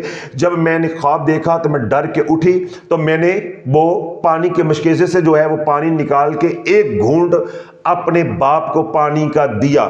تو مجھے آواز آئی کہ جس نے اس شرابی کی مدد کی ہے اس کے اوپر بھی اللہ کی لعنت ہے, اس کے اوپر بھی اللہ کی لعنت ہے. وہ خادمہ کہنے لگی کہ میں خواب کے اندر جب ڈری تو میں اٹھی تو میں نے دیکھا کہ جو پانی کا مشکیزہ ہے یہ بھی مشک جو ہے یہ بھی خشک ہو چکی ہے, اور میرے ہاتھ بھی دونوں یہ اس وقت کے خشک ہو چکے ہیں. اللہ نے اتنی سزا دی ہے کس بات پہ کہ ایک شرابی کی مدد کی ہے, ایک شرابی کی مدد کی ہے. اور شراب پینا کیا ہے؟ گناہ کبیرہ. زنا کیا ہے؟ گناہ کبیرہ. سود کیا ہے؟ گناہ کبیرہ. تو اللہ والو, اللہ کا عذاب ہمارے اوپر نہیں آ رہا, آسمان زمین جو ہے وہ زمین پہ ٹوٹ کے گر نہیں رہا, یہ صرف حضور علیہ الصلوۃ والسلام کا وجود پاک ہے کہ اللہ نے ہمیں بڑے ایک اجتماعی عذاب سے جو ہے وہ محفوظ رکھا ہوا ہے. وگرنہ اللہ جس طرح کے ہمارے اعمال ہیں، ہمارے گھروں کے اندر راشی رہ رہا ہے، ہمارے گھروں کے اندر زانی رہ رہا ہے، ہمارے گھروں کے اندر سود خور رہ رہا ہے، ہمارے گھروں کے اندر ناجائز منافع خوری کرنے والا رہ رہا ہے، ہمارے گھروں کے اندر بہنوں کا حصہ کھا کے سینہ تان کے جو ہے وہ رہ رہا ہے، ہمارے گھروں میں جو ہے عشر زکات نہ دینے والا رہ رہا ہے، ہمارے گھروں کے اندر بے نمازی رہ رہے ہیں، بلکہ بے نمازی کیا پورے پورے گھر بے نمازیوں کے ہیں. لیکن اللہ پاک پھر بھی کیا ہے، دن میں سے رات، رات میں سے دن نکالے جا رہا ہے. اس خادمہ نے، اس لونڈی نے صرف کیا کیا ہے کہ مشکیزے سے پانی کا ایک گھونٹ نکال کے اپنے باپ کو دیا ہے. اللہ نے مشکیزے کو بھی خوش کر دیا، اس کے ہاتھوں کو بھی خوش کر دیا. اللہ والو اب یہ سوچو، جن گھروں کے اندر زنا ہوتا ہے ان گھروں میں جادو نہیں چلے گا، ان گھروں میں پریشانیاں نہیں آئیں گی، ان گھروں میں لا علاج بیماریاں نہیں آئیں گی، ان گھروں میں اللہ اولادوں کو نافرمان نہیں کرے گا، ان گھروں میں گھر والوں کو اللہ آپس میں لڑا لڑا کے نہیں مارے گا. یہ کون سا جادو ہو گیا؟ اور امت کو لگا دیا ان جاہل مولویوں پیروں نے، جادو ہو گیا، جادو ہو گیا، جادو ہو گیا، اور امت کے ہاتھ میں تسبیح پکڑا دیا، دن رات وہ کہہ رہے ہیں جادو ہو گیا، جادو ہو گیا، جادو ہو گیا. جادو نہیں ہو گیا، تو اللہ کا نافرمان ہو گیا ہے، تو اللہ کا نافرمان ہو گیا ہے. تیرے گھر میں ایک زانی رہتا ہے، تیرے گھر میں ایک زانی رہتا ہے، تجھے پرواہ نہیں ہے. تیرے گھر میں ایک سود خور رہتا ہے، تجھے پرواہ نہیں ہے. تیرے گھر میں ایک بے نمازی رہتا ہے، تجھے پرواہ نہیں ہے. تو یہ عذاب جو ہے زانی کی وجہ سے آ رہا ہے، یہ عذاب جو ہے وہ شرابی کی وجہ سے آ رہا ہے، یہ عذاب جو ہے بے نمازی کی وجہ سے آ رہا ہے، یہ عذاب جو ہے جنہوں نے بہنوں کے حصے کھائے ہیں، عشر زکات غریبوں مسکینوں کے حصے کھائے ہیں، یہ عذاب اس وجہ سے آ رہے ہیں، یہ عذاب ہے. اور ہم نے کیا تسبیح پکڑ لی ہے، حضرت ساڈی پھوپھی نے جادو کر دیتا ہے، ہماری فلاں نے جادو کر دیا. ہو بھائی، جب اللہ پکڑنے پہ آئے گا تو کوئی نہ کوئی تو سبب بنے گا، ٹھیک ہے، کوئی نہ کوئی تو سبب بنے گا. اللہ نے جب عدل کرنا ہے تو نظام تو کوئی نہ کوئی چلنا ہے.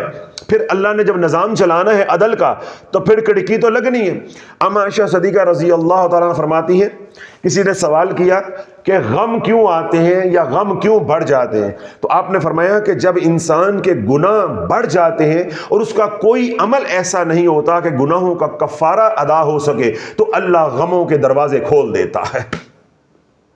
اللہ غموں کے دروازے کھول دیتا ہے، اللہ غموں کے پہاڑ توڑ دیتا ہے. ما اصابکم من مصیبت فبما کسبت ایدیکم ویعفو عن کثیر. جب تم اللہ کی نافرمانی کرو گے، گناہ کرو گے، تو پھر کیا ہوگا؟ تمہارے پر مصیبتیں آئیں گی. تو رب قرآن میں پھر کیا فرماتا ہے؟ ما اصابکم من مصیبت فبما کسبت ایدیکم ویعفو عن کثیر. یہ جو تمہارے اوپر مصیبتیں آتی ہیں تمہاری اپنے ہاتھوں کی کمائی ہے. ویعفو عن کثیر، ابھی تو اللہ بہت سے گناہوں پہ درگزر فرما دیتا ہے. تو اما عائشہ صدیقہ رضی اللہ تعالیٰ عنہ کیا فرماتی ہے کہ جب انسان کے گناہ حد سے بڑھ جاتے ہیں اور کوئی اس کا ایسا عمل اس کے نامہ اعمال کے اندر نہیں ہوتا، یا ماضی میں زندگی میں اس نے کوئی ایسا عمل نہیں کیا ہوتا جو اس کا کفارہ بن جائے، تو بس پھر اللہ آزمائشوں کو بیچ دیتا ہے، پریشانیوں کو بیچ دیتا ہے، تکلیفوں کو بیچ دیتا ہے. پھر یہ فضل کا نظام جو ہے یہ انگڑائی لیتا ہے، یہ اس طرف ہو جاتا ہے اور عدل کا نظام چلنا شروع ہو جاتا ہے. پھر جب عدل ہوتا ہے تو پھر ہماری چیخیں آسمان تک پہنچتی ہیں، ہے اللہ تو ساڈی سندا ہی نہیں، اسی کتھے نہیں گئے، اسی کوئی پیر فقیر نہیں چھڈیا، اسی کوئی تویز تاگا نہیں چھڈیا، اسی تے کسی دا کوئی پیڑا نہیں کیتا، تو چنگا کیڑا کیتا جے؟ اگر کسی کا برا نہیں کیا تو چنگا کیڑا کیتا جے؟ سود خور تیرے گھر میں ہے، زانی تیرے گھر میں ہے، بے نمازی تیرے گھر میں ہے، منافع خور تیرے گھر میں ہے، بہنوں کا حصہ نہ دینے والے تیرے گھر میں ہے، عشر زکات دینے والے نہ تیرے گھر میں ہے، ہر طرح کا گناہ کبیرہ والا کسی نہ کسی گھر میں موجود ہے، تو چنگا کیڑا کیتا جے؟ چنگا کیڑا کیتا جے؟ تو جب رب نے فضل کیا اس وقت ہمارا شکر کرنے کا الحمدللہ رب العالمین حمدن کثیرن طیبن مبارکن فی. یہ تسبیح گھروں باہر نہ نکلی، اس تسبیح کی آواز گھروں باہر نہ نکلی، کمرے سے باہر بھی نہ نکلی. تو جب رب نے فضل کے نظام کو یوں کر کے پھیرا دے کے عدل کا نظام کیا تو ہماری چیخیں پہلے آسمان پہ پہنچ گئی، پہلے آسمان پہ پہنچ گئے. پھر دنیا میں کہیں ملنگ ملا تو وہیں بھاگے گئے، کہیں مجذوب ملا تو وہیں بھاگے گئے، کہیں رسالہ ملا، کہیں چینل ملا، کہیں نہیں چھوڑا. تو جب فضل ہو رہا تھا تو گھروں باہر نہیں نکلے، کہ مسجد میں جا کے نماز پڑھ لیں یا اللہ کی راہ میں نکلیں، کوئی قربانی کریں، کوئی غریبوں کی مدد کریں، کسی کے کام آئیں، اس وقت تو اپنے کمرے میں اپنی دنیا میں مگر رہے. جب فضل ہوتا رہا، اب اللہ نے نظام چلایا عدل کا، تو اب سارے زمانے میں بھاگے پھر رہے ہیں اور اللہ کے گلے، اللہ کی شکایتیں کی جا رہی ہیں کہ ہماری تو رب معاذ اللہ سنتا ہی نہیں ہے. ہم نے تو اتنے وظائف کی ہیں، کوئی وظائف کا اثر نہیں ہو رہا. انشاءاللہ اس کا جواب بھی دے دیتا ہوں کہ اثر کیوں نہیں ہو رہا. اب اللہ جس نے شراب پی، یعنی جو شرابی ہے، اللہ کے محبوب علیہ الصلوۃ والسلام نے ارشاد فرمایا، میں ایک مثال دے رہا ہوں کہ شرابی کا یہ حال ہے تو زانی کا کیا ہوگا، سود خور کا کیا ہوگا. ساری باتیں آگے سمجھتے جانا ہے کہ بے نمازی کا کیا ہوگا. یعنی ایک گناہ کبیرہ کو میں پکڑ لیتا ہوں تاکہ آپ بات کو سمجھ سکیں. اللہ کے محبوب علیہ الصلوۃ والسلام نے ارشاد فرمایا کہ جس نے شراب پی، یعنی شرابی ہے، اس نے توبہ کی، اللہ اس کی توبہ کو قبول فرما لے گا. جس نے شراب پی 40 دن اللہ اس کی عبادت کو، نماز کو، دعا کو، ذکر اذکار کو، تسبیحات کو قبول نہیں کرتا. تو شراب سے مراد کیا ہے؟ ہر طرح کا نشہ. جو آج کل آئس پیتے ہیں، ٹھیک ہے، آئس پیتے ہیں، پاؤڈر پیتے ہیں، ڈرگز کا استعمال کرتے ہیں، یہ سارے کا سارا کس میں آتا ہے؟ شراب کے اندر، نشے کے اندر آتا ہے. جب یہ بات فرمائی گئی اس وقت یہ چیزیں نہیں تھی، ڈرگز وغیرہ نہیں تھی. اس زمانے میں صرف شراب تھی. اصل اس حدیث پاک کا جو مفہوم ہے وہ کیا ہے؟ شراب ہے، نشہ ہے. تو جس نے شراب پی اس کی 40 دن کے لیے عبادت قبول نہیں ہوتی، اور اگر اس نے توبہ کر لی تو حضور علیہ الصلوۃ والسلام نے ارشاد فرمایا کہ اللہ اس کی توبہ کو قبول فرما لیتا ہے. پھر اگر اس نے توبہ توڑ دی تو پھر شراب پی لی تو اللہ 40 دن کے لیے عبادت قبول نہیں کرتا. اگر پھر اس نے دوسری بار توبہ کی تو اللہ توبہ کو قبول فرما لیتا ہے. اگر پھر اس نے توبہ توڑ دی تو تیسری بار اللہ اس کی توبہ کو قبول نہیں کرتا. ہاں اب آہستہ آہستہ آ رہا ہوں ادھر ہی کہ 6 مہینے ہو گئے حضرت صاحب وظیفے کا اثر نہیں ہو رہا. اللہ کے نبی علیہ الصلوۃ والسلام سے پوچھا گیا کہ یا رسول اللہ تیسری بار توبہ قبول کیوں نہیں ہوتی، جبکہ توبہ کا دروازہ جو ہے تو وہ وقت نزاع تک یا قیامت تک کھلا ہے. جب تک سورج جو ہے وہ مشرق کی بجائے مغرب سے نہیں نکل آتا توبہ کا دروازہ تو کھلا ہے، تو اس کی تیسری بار توبہ کیوں قبول نہیں ہو رہی؟ تو اللہ کے نبی علیہ الصلوۃ والسلام نے ارشاد فرمایا کہ وہ منافق ہے، وہ توبہ کر نہیں رہا، اللہ سے ٹھٹھا کر رہا ہے، اللہ سے مذاق کر رہا ہے.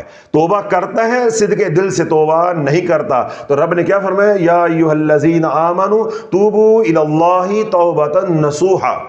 اس لیے تو رب کہتا ہے کہ پکی ٹھکی توبہ کرو. یہ ڈرامے بازیاں، یہ رنگ بازیاں نہیں چلیں گی. یہ رنگ بازیاں اپنے رنگ باز پیراں دے نال جا کے کرنا، کہ پیر صاحب کے ہاتھ میں ہاتھ دے کے کہنا حضرت صاحب آئی لو یو، ہمیں آپ سے پیار ہو گیا ہے، ہم آپ سے مرید ہونا چاہتے ہیں. تو مننی انہوں دی ایک گل نہیں آئی. تو جو مرضی کرتے رہنا، پیر نو کہڑا پتہ چلنا ہے. تو میں تو وہ ذات ہوں انہ علیم بذات الصدور، کہ جو تمہارے دل میں بھی چل رہا ہے میں وہ بھی جانتا ہوں، میں تو دلوں کے بیت بھی جانتا ہوں. میرے سامنے ڈرامے بازیاں، رنگ بازیاں نہیں چلنی. اللہ کے محبوب علیہ الصلوۃ والسلام نے ارشاد فرمایا، ترمذی شریف نے اس کو روایت کی ہے صحیح سند کے ساتھ، کہ جس نے شراب بنائی، جس نے شراب بیچی، جس نے شراب کو نچوڑا، وہ جو مٹیریل ہے اس کو نچوڑا، اور جس نے شراب کو نچڑوایا یعنی تیار کروائی، جس نے شراب کی خرید و فروخت کی، جو شراب کو لے کر نقل و حرکت کرتا رہا یعنی کیریج، آج کل ٹرانسپورٹیشن جس کو کہتے ہیں، جس نے یہ کام سارے کیے، جس نے اس سارے معاملے کے اندر عمل دخل رکھا، سب کے اوپر اللہ کی لعنت ہے. سب کے اوپر اللہ کی لعنت ہے. تو اللہ بولو آج میں نے ایک گناہ کو پکڑ کے چلا ہوں، تو اللہ بولو آج جو گھر میں سود خور ہے، کس ماں کو پتہ نہیں ہے کہ میرا بیٹا جو ہے وہ سودی کاروبار کر رہا ہے؟ کس بیوی کو یہ علم نہیں ہے کہ میرا شوہر جو ہے وہ سود کا کاروبار کرتا ہے؟ ہماری فیکٹری جو ہے وہ لمٹ پہ چلتی ہے، ہمارے بیٹوں کی دکان جو ہے وہ لمٹ پہ چلتی ہے، بینک کے پیسے کے ساتھ، فائنانس کے ساتھ چلتی ہے. یہ جن گاڑیوں کے اندر میں چودرانی بن کے میں سفر کرتی ہوں، ملکہ بن کے میں چوڑی ہو کر بیٹھی ہوتی ہوں، یہ سود کے پیسوں سے آئی ہیں. کبھی ماؤں نے پوچھا کہ بیٹا یہ جتنا کماتے ہو زکوٰۃ دیتے ہو؟ کبھی بیویوں نے پوچھا کہ جتنا کماتے ہو اس پہ زکوٰۃ بنتی ہے، زکوٰۃ دیتے ہو؟ کبھی چدرانیوں نے، ذمہ داریوں کے بیویوں نے پوچھا کہ چدراہٹ اپنی جگہ پہ یہ بتاؤ کہ زکوٰۃ دی ہے، عشر دیا ہے؟ کبھی پوچھا. گھر میں بچے بے نمازی ہیں، کبھی ان کو کہا کہ نماز نہیں پڑھتے. تو اللہ والو جب عذاب آئے گا تو صرف اس گناہگار پہ نہیں آئے گا، پورے نظام کے اوپر آئے گا، پورے نظام کے اوپر آئے گا کہ اللہ سب کو جو ہے وہ پیس کے رکھ دے گا. سب کو کیا کرے گا؟ پیس کے رکھ دے گا. اب اگلی بات کیا ہے کہ جب اللہ سے ڈرے وہ مقام میں نے آپ کو بتا دیا, اور جب ساری زندگی ڈر کے گزاری اس کے اوپر کیا انعام ملے گا وہ بھی میں نے آپ کو بتا دیا. اور اگر بے باک ہو کے زندگی گزاری اور دیکھی جائے کہ جڑی اگے جا کے ہونی ہے تو اس کا بھی میں نے ہلکا سا ذکر جو ہے وہ کر دیا. تو اب آخری سوال یہ تھا, یا آخری بات آج یہ تھی کہ حضرت صاحب 6 مہینے ہو گئے تسبیح کرتے ہوئے اثر نہیں ہو رہا, حضرت صاحب 6 مہینے ہو گئے وظیفہ کرتے ہوئے اثر نہیں ہو رہا, کام نہیں ہو رہا, یعنی تاثیر نہیں آ رہی. بس اس کا جواب لیں تو انشاءاللہ آج کا موضوع جو ہے وہ مکمل ہو جائے گا. حضرت یحییٰ بن زکریا علیہ السلام, حضرت یحییٰ بن زکریا علیہ السلام, حضرت سیدنا یحییٰ علیہ السلام کی ملاقات ابلیس سے ہوئی. جانتے ہو کون ہے؟ سنیا نہ لگتا بھی ہوئی ہے کدی ملاقات؟ کدی راہ پہ آ جاندے ہوئے, کدی خواباں چ آیا ہوئے نہیں, کدی سلام دعا بھیجی ہوئے انہیں, کدی واٹس ایپ کیتا ہوئے نہیں آیا. اللہ نے بڑی بات ہے آپ کو بچایا ہوا ہے, اللہ محفوظ رکھے. اللہ تو فرماتا ہے الا عبادک منہم المخلصین, جو اللہ کے مخلص بندے ہیں اللہ شیطان کا ان کے اوپر بس نہیں چلتا. یہ تو شیطان نے اعتراف کیا تھا کہ یا اللہ تیرے مخلص بندوں کے اوپر میرا بس نہیں چلتا. تو ماشاءاللہ اس کا مطلب ہے کہ آپ تو پھر مخلصین میں شامل ہو گئے. کہتے مینوں واٹس ایپ بھی کوئی نہیں آیا, کوئی مس کال بھی کدی نہیں آئی ہے, کدی ملاقات بھی نہیں ہوئی. ناراض تھی گیا ہے شیطان, ناراض تھی گیا ہے, یا تو شیطان ناراض تھی گیا ہے؟ تو تھی گیا ناراض. اللہ سونا یہ غیرت ہمیں بھی عطا فرمائے کہ ہم بھی شیطان سے ناراض رہیں, تاکہ وہ دور ہی رہے, اس کے شر سے اللہ جو ہے ہمیں محفوظ رکھے. اور جس کے بارے میں شیطان نے اعتراف کیا الا عبادک منہم المخلصین, اللہ ان مخلصین میں ہمیں بھی شامل فرما دے. سیدنا یحییٰ علیہ السلام کی ملاقات ہوئی ابلیس کے ساتھ. زارو قطار رو رہا ہے ڈائیں مار مار کے. اللہ کے نبی نے پوچھا, سیدنا یحییٰ علیہ السلام نے پوچھا کیوں رو رہے ہو, جاگ رہے ہو؟ یہ میں جواب دے رہا ہوں کہ 6 مہینے ہو گئے تسبیح اثر نہیں دکھا رہی, کمال نہیں دکھا رہی. حضرت صاحب کوئی معجزہ نہیں ہوا, کوئی کرامت ظاہر نہیں ہوئی. ڈائیں مار مار کے ابلیس رو رہا ہے. سیدنا یحییٰ علیہ السلام نے پوچھا کیوں رو رہے ہو؟ عرض کرنے لگا اے اللہ کے نبی, کیا رونا میرا حق نہیں ہے؟ میں نہ روؤں تو اور کون روئے؟ جس نے ایک زمانہ عبادت کی ساری غارت ہو گئی, جس کا سب کچھ اجڑ گیا وہ نہ روئے تو اور کون روئے؟ سمجھے؟ جب یہ فنکاری کی, یہ ڈائلاگ بولا تو سیدنا یحییٰ علیہ السلام نے اسے کہا کہ تو اللہ سے رجوع کیوں نہیں کر لیتا, تو اللہ سے رجوع کیوں نہیں کر لیتا, اور پھر اللہ کی مخلوق کو تو کیوں جو ہے وہ دھوکہ فریب دیتا ہے؟ کہنے لگا میں اللہ کی مخلوق کو, یعنی میں بندوں کو فریب دیتا ہوں, دھوکہ دیتا ہوں, تو مجھے کس نے دھوکہ دیا تھا؟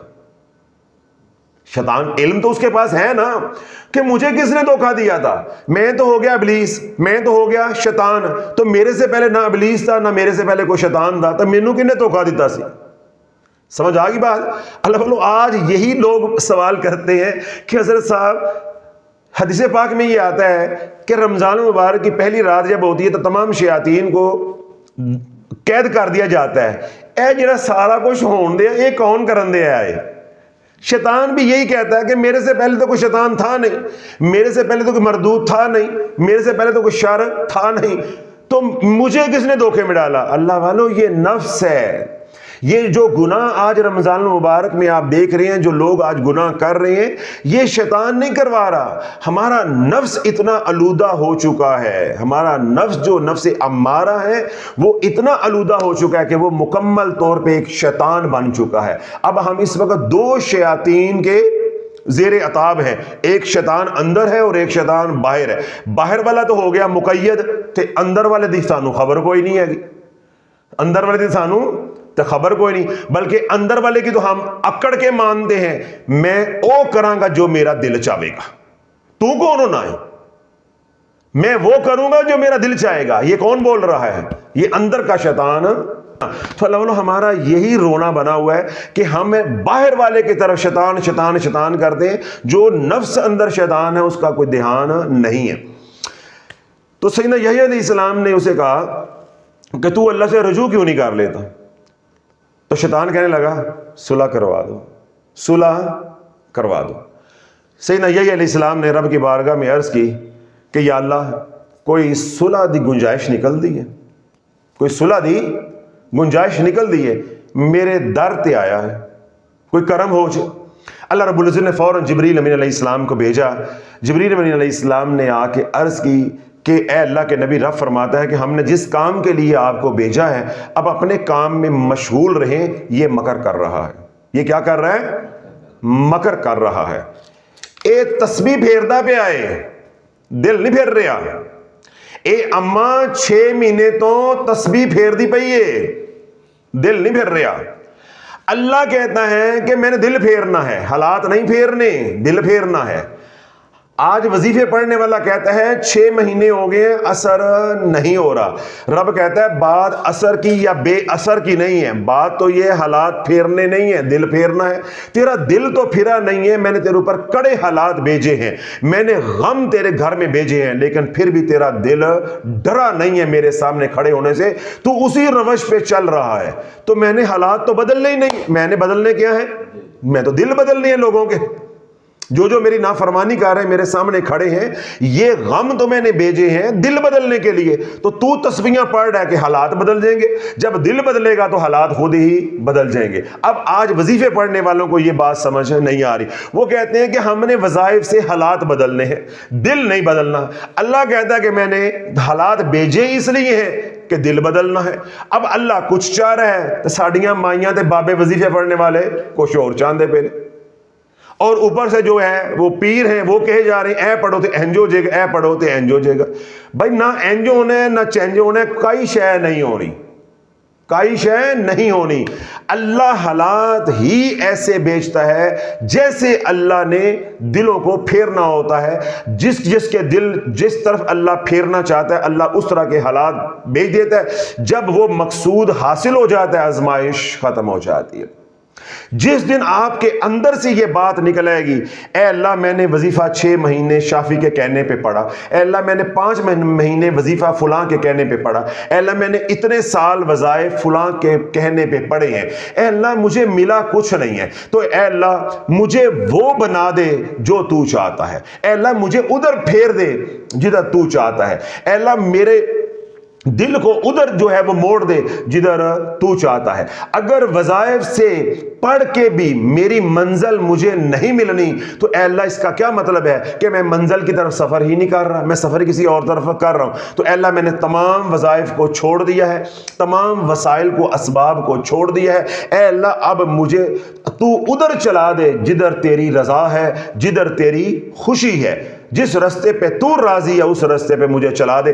یوں ہی اللہ والو رب کی بارگاہ میں گریا کرو گے تو اللہ دل میں ڈالے گا میری رضا غلامی رسول میں ہے، میری رضا غلامی رسول میں ہے۔ سب کچھ چھوڑ کے میرے محبوب کی زلفوں کے غلام بن جاؤ، میں تمہاری پریشانیوں کو دور کر دوں گا۔ حالات کو بھیجنے والا بھی میں ہوں اور حالات کو پھیرا دینے والا بھی میں ہوں، فضل کرنے والا بھی میں ہوں اور عدل کرنے والا بھی میں ہوں۔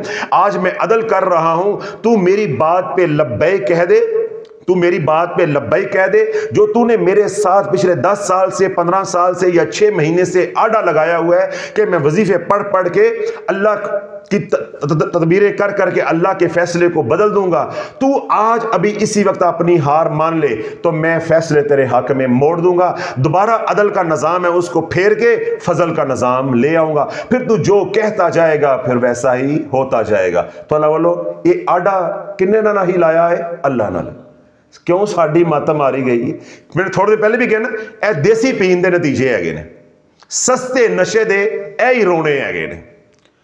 جس بندے نے پیتی اے شراب پٹیاں دی بنی ہوئی، یہ بٹھیوں پہ جو بنتی ہے دیسی شراب، کیٹو دے سگریٹ پیتے، تو اللہ والو اے ہی نتیجہ نکلنا ہے۔ اے جی پٹری گلی محلیاں دے جو پیر بیٹھے ہیں ملنگ کتب غوث ابدال بن گئے، جب ان کی غلامی کرو گے تو یہی سوچ بنے گی کہ اللہ کے ساتھ آڈے لگا کے بیٹھ جاؤ گے۔ اللہ والو بندے نے بندے کے ساتھ آڈا لگایا اور زندگیاں برباد ہو جاتی ہیں، تو بندے نے آج رب کے ساتھ، اور وہ بھی مسلمان نے آج اللہ کے ساتھ آڈا لگایا ہوا ہے کہ میں وظیفے پڑھتا جاؤں گا، حالات بدلیں گے۔ اللہ کہتا ہے حالات تو بدلنے ہی نہیں ہے، میں نے حالات بھیجے اس لیے کہ میں نے دل بدلنا ہے۔ اینی گل ہے وہ سمجھ نہیں آتی بھائی، تو کیا کہہ رہے 6 مہینے ہو گئے ہیں اثر نہیں ہو رہا۔ بھائی 6 مہینے میں کیا، ابھی تو دل کو پھیر دے، اللہ کی رضا پہ راضی ہو جا، اللہ حالات کو بدل دے گا، اللہ جو دوبارہ عدل کے نظام کو ادھر کر کے فضل کا نظام چلا دے گا۔ تو جب سیدنا یحییٰ علیہ السلام نے سفارش کی کہ رب کی بارگاہ میں کہ یا اللہ کوئی صلح کی گنجائش، کوئی رایت نکلتی ہے، تو رب نے جبریل امین علیہ السلام کو بھیج دیا کہ جبریل امین علیہ السلام حاضر ہو اور آ کے اللہ کے نبی کی بارگاہ میں عرض کی کہ رب فرماتا ہے کہ ہم نے جس کام کے لیے آپ کو بھیجا ہے آپ اسی کام کے اندر مصروف رہیں، یہ جھوٹ بول رہا ہے، یہ مکر کر رہا ہے۔ بات ختم ہو گئی۔ کچھ عرصے کے بعد حضرت یحییٰ علیہ السلام سفر پہ تھے، پہاڑوں پہ دیکھا کہ زار و قطار کوئی رو رہا ہے، چیخنے کی آوازیں آ رہی ہیں۔ دیکھا تو ابلیس کھڑا ہے۔ یحییٰ علیہ السلام نے پوچھا کہ کیوں رو رہے ہو آج پھر؟ میں در رحمت پہ 1,00,000 سال کھڑا رہا ہوں۔ اے مسلمان، شیطان ابلیس 1,00,000 سال در رحمت پہ رحمت کے در پہ اللہ کے سامنے کھڑا رہا ہے 1,00,000 سال، تو اللہ نے حالات نہیں بدلے۔ تو نے تو 6 مہینے وظیفہ پڑھا ہے اور تو رو پڑا ہے کہ حالات بدل جائیں گے؟ اس نے 1,00,000 سال وہاں گزارا ہے۔ سیدنا یحییٰ علیہ السلام نے پوچھا تو نے 1,00,000 سال وہاں کھڑے ہو کے انتظار کیا تو جواب کیا ملا ہے؟ کہنے لگا کہ رب نے فرمایا کہ دور ہو جا میری رحمت سے، تیرے لیے رحمت کے دروازے بند ہو چکے ہیں، میں نے اپنی بارگاہ سمدیت سے تجھے نکال دیا ہے، تو میری رحمت سے دور ہو گیا ہے، میں نے توفیق کو تیرے قریب نہیں آنے دینا، میں نے توفیق چھین لی ہے، اب تیری توبہ قبول نہیں ہے۔ سیدنا یحییٰ علیہ السلام نے رب کی بارگاہ میں عرض کی کہ یا اللہ یہ بنایا ہوا تو تیرا ہی ہے نا، یہ بنایا ہوا تو تیرا ہی ہے، خطا ہوئی ہے لیکن بنایا ہوا تو تیرا ہی ہے، 1,00,000 سال یہ تیرے در پہ کھڑا رہا ہے، تو وہ کریم رب ہے جو ایک بار کہے اے اللہ میری توبہ تو اس کی توبہ کو قبول کر لیتا ہے۔ یہ 1,00,000 سال کھڑا رہا ہے اور کرلاتا رہا ہے اے اللہ تیری رحمت جوش میں نہیں آئی۔ فوراً جبریل امین علیہ السلام تشریف لے کر آئے، ہے اللہ کے نبی یہ منافق ہے۔ یہ کیا ہے؟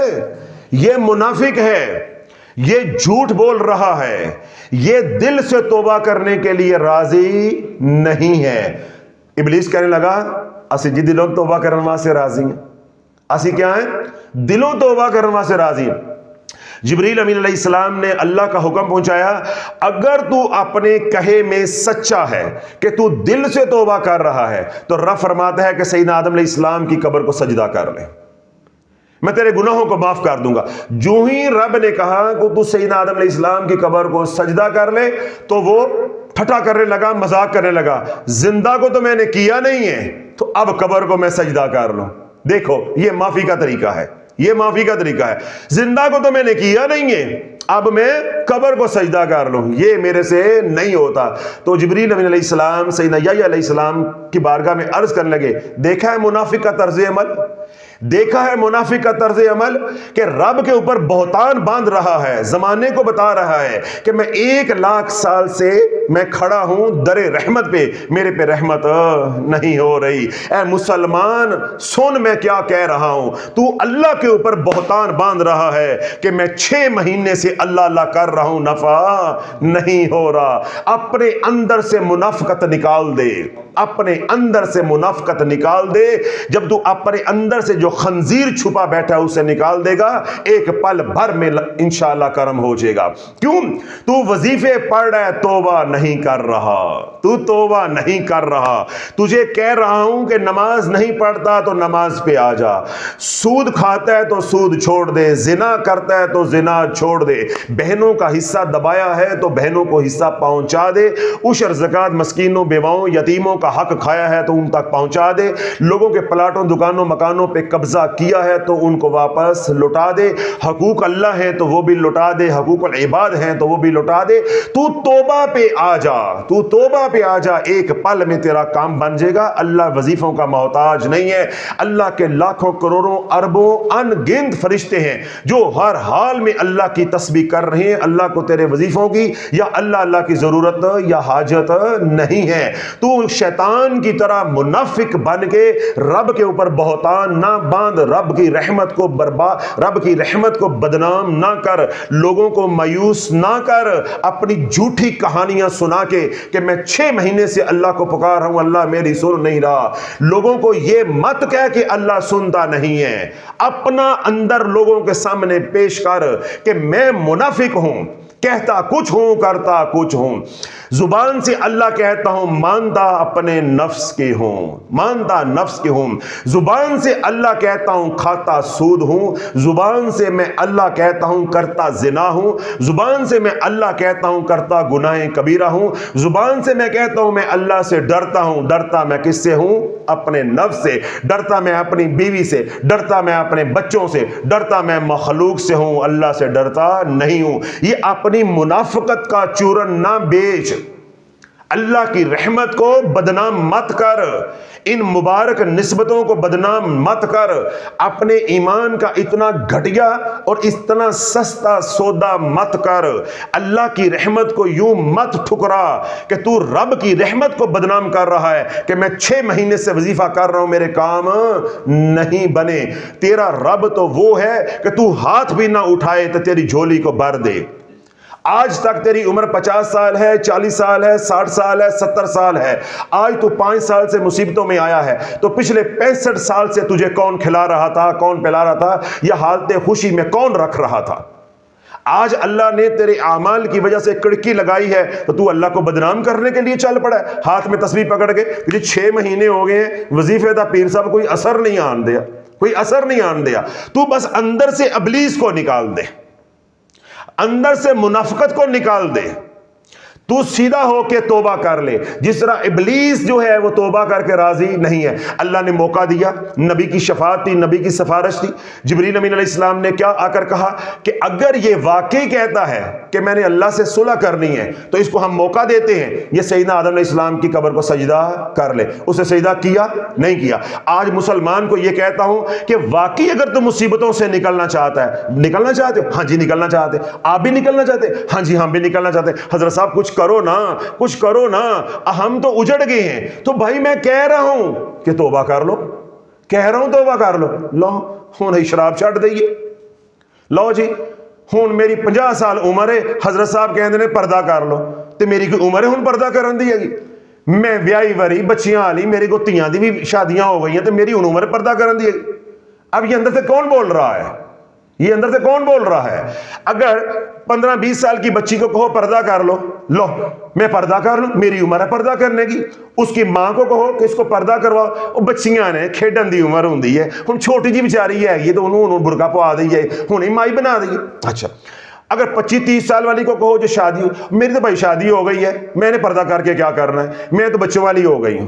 اب چھوٹی ہے وہ پردہ نہیں کر رہی، جس کی ابھی شادی ہوئی ہے وہ کہتی کہ میرے بچے ہیں میں تو پردہ نہیں کرنا، ماں ہے تو وہ پردہ نہیں کر رہی۔ اگر اس سے تھوڑی سی بڑی ہے اس کو پردہ کر لو، لے میں ہوں پوتے پوتیاں لی نواسے نواسیاں لی ہیں، میں پردہ کر لواں، میں کدھر ٹھڈا کھاواں ڈگ پواں ٹنگ توڑا لواں۔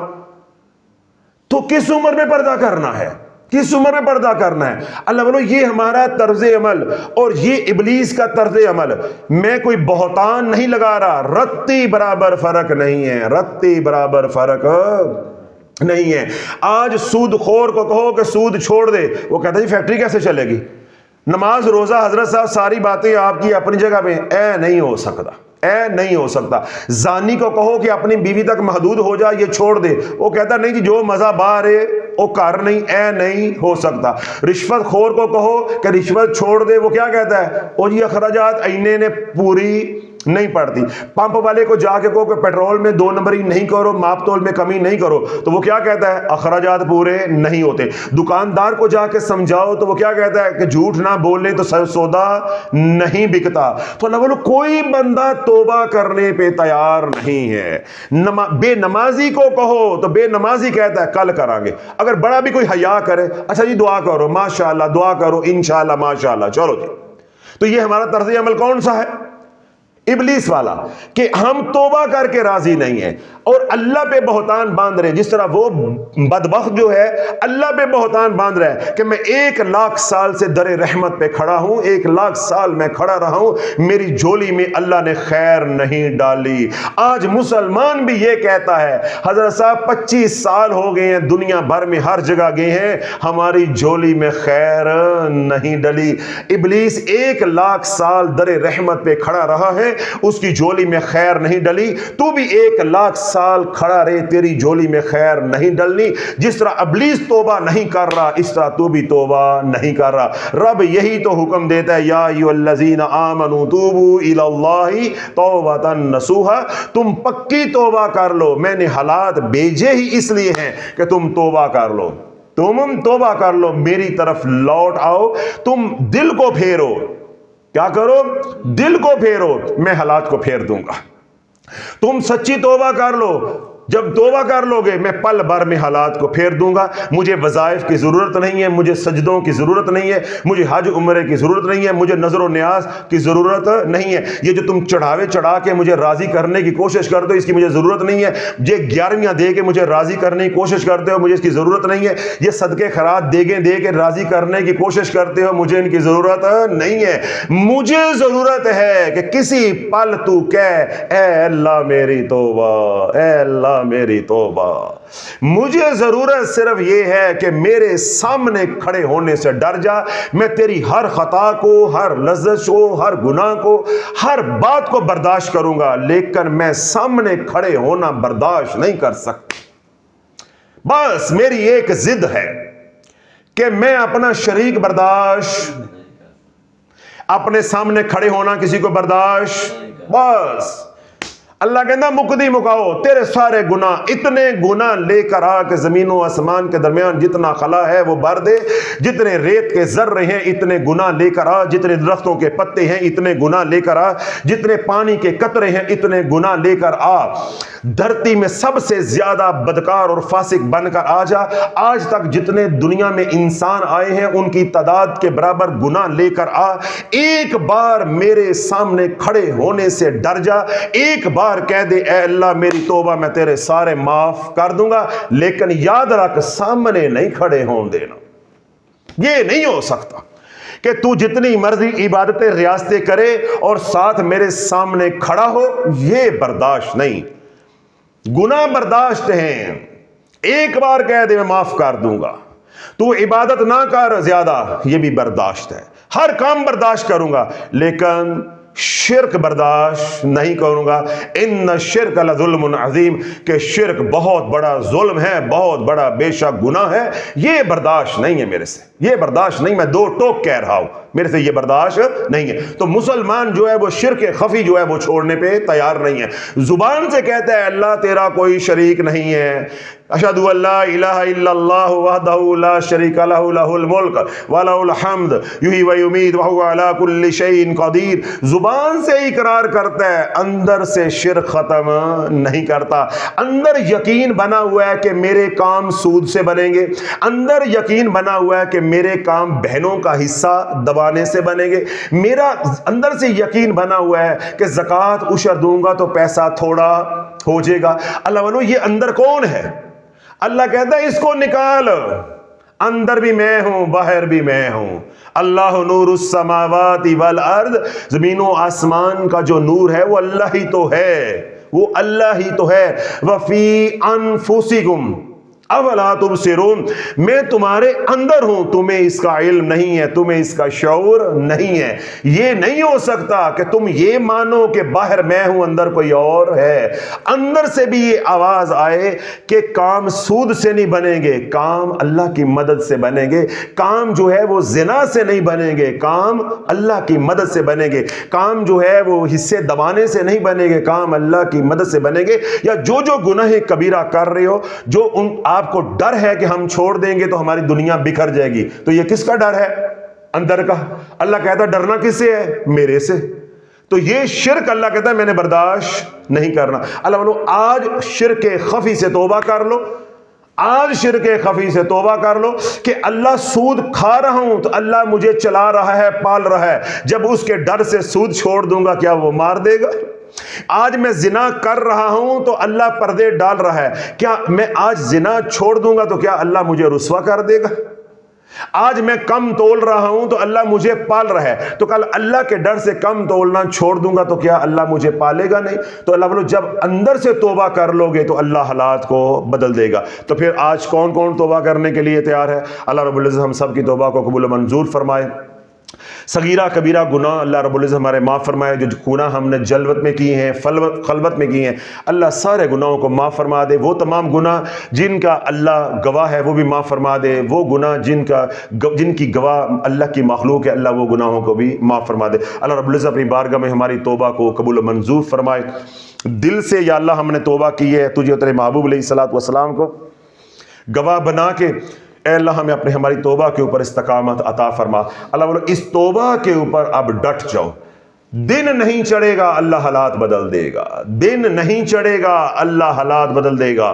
کسی وظیفے کی ضرورت نہیں ہے، کسی ورد وظیفے کی ضرورت نہیں ہے، بس جو پہلے گناہ کر چکے ہو ان گناہوں کی نحوست کو پاک کرنے کے لیے دن رات پڑھو استغفر اللہ العظیم یا ارحم الراحمین، استغفر اللہ العظیم یا ارحم الراحمین، استغفر اللہ العظیم یا ارحم الراحمین۔ اللہ کے محبوب علیہ الصلوۃ والسلام نے ارشاد فرمایا کہ اللہ رب العزت نے اپنے اسم اعظم یا ارحم الراحمین کے ساتھ ایک فرشتے کو مامور کیا ہے، جب بندہ 3 بار کہتا ہے یا ارحم الراحمین یا ارحم الراحمین یا ارحم الراحمین، وہ فرشتہ بندے کو کہتا ہے کہ رب کی رحمت متوجہ ہے، اب مانگ لے، اب مانگ لے۔ اللہ کے نبی علیہ الصلوۃ والسلام سفر پہ جا رہے ہیں، ایک نمازی دعا کر رہا ہے یا ارحم الراحمین یا ارحم الراحمین یا ارحم الراحمین۔ جب حضور علیہ الصلوۃ والسلام نے پیچھے کھڑے ہو کے سنا، جب 3 بار اس نے کہا تو اللہ کے نبی علیہ الصلوۃ والسلام نے اسے مخاطب کر کے ارشاد فرمایا کہ رب کی رحمت متوجہ ہے، اب دعا مانگ۔ مانگ کیا مانگتا ہے؟ رب کیا کہہ رہا ہے؟ مانگ کیا مانگتا ہے؟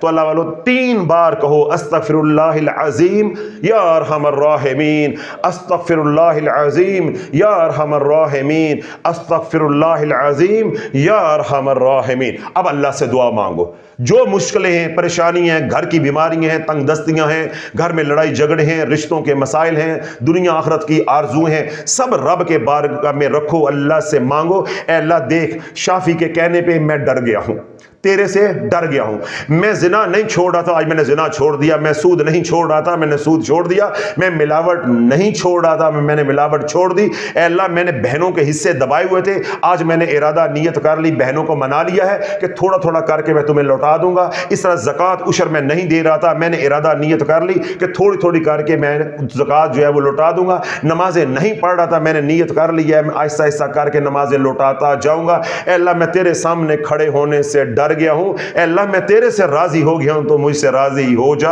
استغفر اللہ العظیم یا ارحم الراحمین، استغفر اللہ العظیم یا ارحم الراحمین، استغفر اللہ العظیم یا ارحم الراحمین۔ اب اللہ سے مانگ لو، اب اللہ سے مانگو، اللہ کو اپنے دکھڑے سناؤ، اللہ کو اپنی پریشانیاں سناؤ، اللہ کے سامنے اپنی حاجتوں کو رکھو، اللہ کے سامنے اپنی مصیبتوں آزمائشوں کو رکھو۔ اے اللہ میں عاجز ہوں، میں کمزور ہوں، اے اللہ میں انجانے میں تیرے سامنے کھڑا رہا۔ آج مجھے پتا چلا کہ میرا تو طرز عمل ہی ابلیس والا تھا، میرا تو طرز عمل ہی ابلیس والا تھا کہ میں تیرے سامنے ڈٹا رہا، تو نے ابلیس کے ڈٹنے پہ قرآن اتارا، ابا واستکبر وکان من الکافرین۔ جب اس نے تکبر کیا تو اللہ نے اس کو مردود کر دیا، کافر کر دیا۔ اے اللہ شکر ہے تو نے مجھے مردود نہیں کر دیا، مجھے کافر نہیں کر دیا، وہ بھی تیرے سامنے ڈٹا رہا اور میں بھی غیر ارادی طور پہ، لاشعوری طور پہ تیرے سامنے ڈٹا رہا۔ میں ہر گناہ کبیرہ بھی کرتا رہا اور ساتھ میں تدبیریں بھی کرتا رہا کہ وظائف کے ذریعے میرے کام بن جائیں گے، میں اللہ کے فیصلوں کو بدل دوں گا۔ مجھے یہ بات سمجھ ہی نہ آئی کہ میں نے آڈا تیرے ساتھ لگایا ہوا ہے۔ اے اللہ جو آڈا لگائے رکھا ہے میں اس کی معافی بھی چاہتا ہوں، گناہوں کی معافی بھی چاہتا ہوں۔ اے اللہ میں تیرے دربار میں آ گیا ہوں، میری کوئی رضا نہیں ہے، میری کوئی مرضی نہیں ہے، اب جو مرضی ہے تیری رضا ہے، سب جو چلنا ہے حکم تیرا چلنا ہے۔ اے اللہ میں آ گیا ہوں، مجھے ادھر چلا دے جدھر تو چاہتا ہے، مجھے ادھر چلا دے جدھر تو چاہتا ہے۔ اب اللہ بولو جب اللہ سے یوں راز و نیاز کرو گے، باتیں کرو گے، کلام کرو گے، تو اللہ تمہارے دل کے اوپر تجلی فرمائے گا اور تمہارے دل سے آواز آئے گی کہ کامیابی صرف آمنہ کے لال کے قدموں میں ہے۔ بس کامیابی صرف حضور کی زلفوں کے سائے میں ہے، کملی کے سائے میں ہے، گنبد خضرا کے سائے میں ہے، حضور کی غلامی میں کامیابی ہے۔ تو آج کے بعد زندگی ویسے گزارو جیسے اللہ کے نبی علیہ الصلوۃ والسلام نے ہمیں زندگی گزار کے دکھلائی ہے، اس طرح چلو۔ کوئی وظائف نہیں، کچھ نہیں ہے، 5 اعمال جو بتاتا ہوں ان پہ کاربند ہو جو کہ 5 وقت کی نماز خضری عمل کے حصار کے ساتھ، سارا دن کملی والے پہ درود پڑھو، اور آج آپ لوگوں نے جو استغفار میں نے دیا ہے آپ یہ والا پڑھو، کم از کم 1 تسبیح زیادہ کی کوئی حد نہیں ہے۔ میرے شیخ رحمۃ اللہ فرماتے تھے اللہ کا ذکر یوں کرو فرش کے پہ بیٹھ کے کرو، عرش کے ساتھ جوڑ دو۔ رب کیا فرماتا ہے وَاذْكُرُوا اللَّهَ كَثِيرًا لَعَلَّكُمْ تُفْلِحُونَ، اور اللہ کا ذکر کثرت کے ساتھ کرو تاکہ تم کامیاب ہو جاؤ۔ تو اللہ بولو آپ جتنا مرضی پڑھو، اس کی کوئی حد نہیں ہے، کوئی شرائط نہیں ہے۔ اور باقی 2 7 شرطیں ہیں کہ رزق حلال کمانا ہے اور کھانا ہے، آنکھوں کی حفاظت کرنی ہے۔ وہ تمام حضرات جو پہلی دفعہ یہاں تشریف لے کر آئے، سوشل میڈیا پہ سن رہے ہیں، جنہیں یہ بات سمجھ نہیں آئی کہ خضری عمل کیا ہے، ہمارا آفیشیل چینل آرزو ہے، اس پہ جائیں، چھوٹا سا بیان ہے خضری عمل کا، وہ سن لیں کہ خضری عمل میں کیا پڑھا جاتا ہے۔ تو ہر نماز کے بعد خضری عمل، سارا دن کملی والے پہ درود پڑھیں گے، جون سا مرضی پڑھو، اور استغفار جو آج لوگ سن رہے ہیں آپ کریں گے۔ آنکھوں کی حفاظت، رزق حلال کمانا ہے اور رزق حلال کھانا ہے، اور آج کے بعد اٹھتے بیٹھتے اللہ کی بارگاہ میں یہ عرض کرنی ہے اے اللہ میری کوئی رضا نہیں ہے، رضا ہے تو تیری ہے۔ اے اللہ میری کوئی خواہش نہیں ہے، میری کوئی خواہش نہیں ہے، میں نے سب کچھ تیری رضا پہ قربان کر دیا ہے۔ اے اللہ جیسے تو چاہتا ہے بس مجھے ویسے چلا دے۔ بس میرے رب کا نظام جو عدل کا ہے وہ یوں پھیرا لے گا تو فضل کا نظام آ جائے گا، حدیث قدسی آ جائے گی۔ اللہ کے نبی علیہ الصلوۃ والسلام نے ارشاد فرمایا کہ رب فرماتا ہے کہ اے بندے ایک تیری رضا ہے، ایک میری رضا ہے، تو اپنی رضا کو میری رضا پہ قربان کر دے، پھر وہی ہوگا جو تیری رضا ہے۔ ہاں سن، اگر تو اپنی رضا کو میری رضا پہ قربان نہیں کرے گا، میں تجھ کو تیری رضا میں تھکا دوں گا، پھر ہونا وہی ہے جو میری رضا ہے، جو میری رضا ہے۔ اے اللہ مجھے آج تیرا یہ فرمان سمجھ آ گیا ہے، میں نے اپنی رضا کو قربان کر دیا ہے۔ تو رب عرشوں سے آواز دے گا اے بندے اب تو بولتا جا، میں کرتا جاؤں گا، اب تو بولتا جا، اب تو مانگتا جا، تو جو مانگتا جائے گا میں دیتا جاؤں گا۔ کیوں؟ تو نے میری رضا پہ اپنی رضا کو قربان کیا ہے، تجھے سمجھ آ گیا ہے قرآن یا میری منشا سمجھ آ گئی وَرِضْوَانُ مِنَ اللَّهِ اکبر کہ اللہ کی رضا ہی سب سے بڑی ہے۔ تو اللہ دل سے اپنی رضا کو اللہ کی رضا پہ قربان کر دو، اللہ کے فیصلوں پہ راضی ہو، جو تمام گناہ کبیرہ صغیرہ سے جو ہم نے معافی مانگی ہے اس پہ ڈٹ جاؤ، پھر نظام ایسے چلے گا جیسے تم چاہتے ہو۔ اللہ سونا جو ہے ہمیں اس توبہ کے اوپر جو استقامت عطا فرمائے، دنیا بھر میں جو دکھی ہیں پریشان ہیں اللہ ان کے دکھ دور عطا فرمائے، وہ تمام مسلمان مرد عورتیں جو بیمار ہیں، ہسپتالوں میں ہیں، گھروں میں جہاں کے بھی ہیں، سب کو اللہ شفا کاملہ عاجلہ عطا فرمائے، جو دکھی ہیں اللہ ان کا دکھ دور عطا فرمائے، جو سکھی ہیں اللہ ان کے سکھوں میں برکتیں عطا فرمائے۔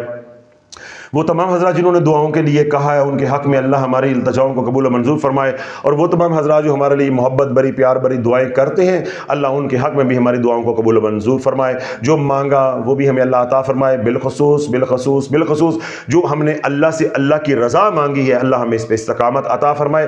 ہم نے اپنی رضا سے دستبرداری کا جو اظہار کیا ہے اللہ اس کو قبول فرما لے۔ اللہ اپنی رضا والی اور اپنے محبوب علیہ الصلوۃ والسلام کی غلامی والی زندگی ہم سب کو جو ہے وہ عطا فرمائے۔ سلسلہ علیہ قادری شافعی کے فیضان سے اللہ ساری امت کو فیض یاب فرمائے۔ سبحان ربک رب العزت عما یصفون وسلام علی المرسلین والحمد للہ رب العالمین۔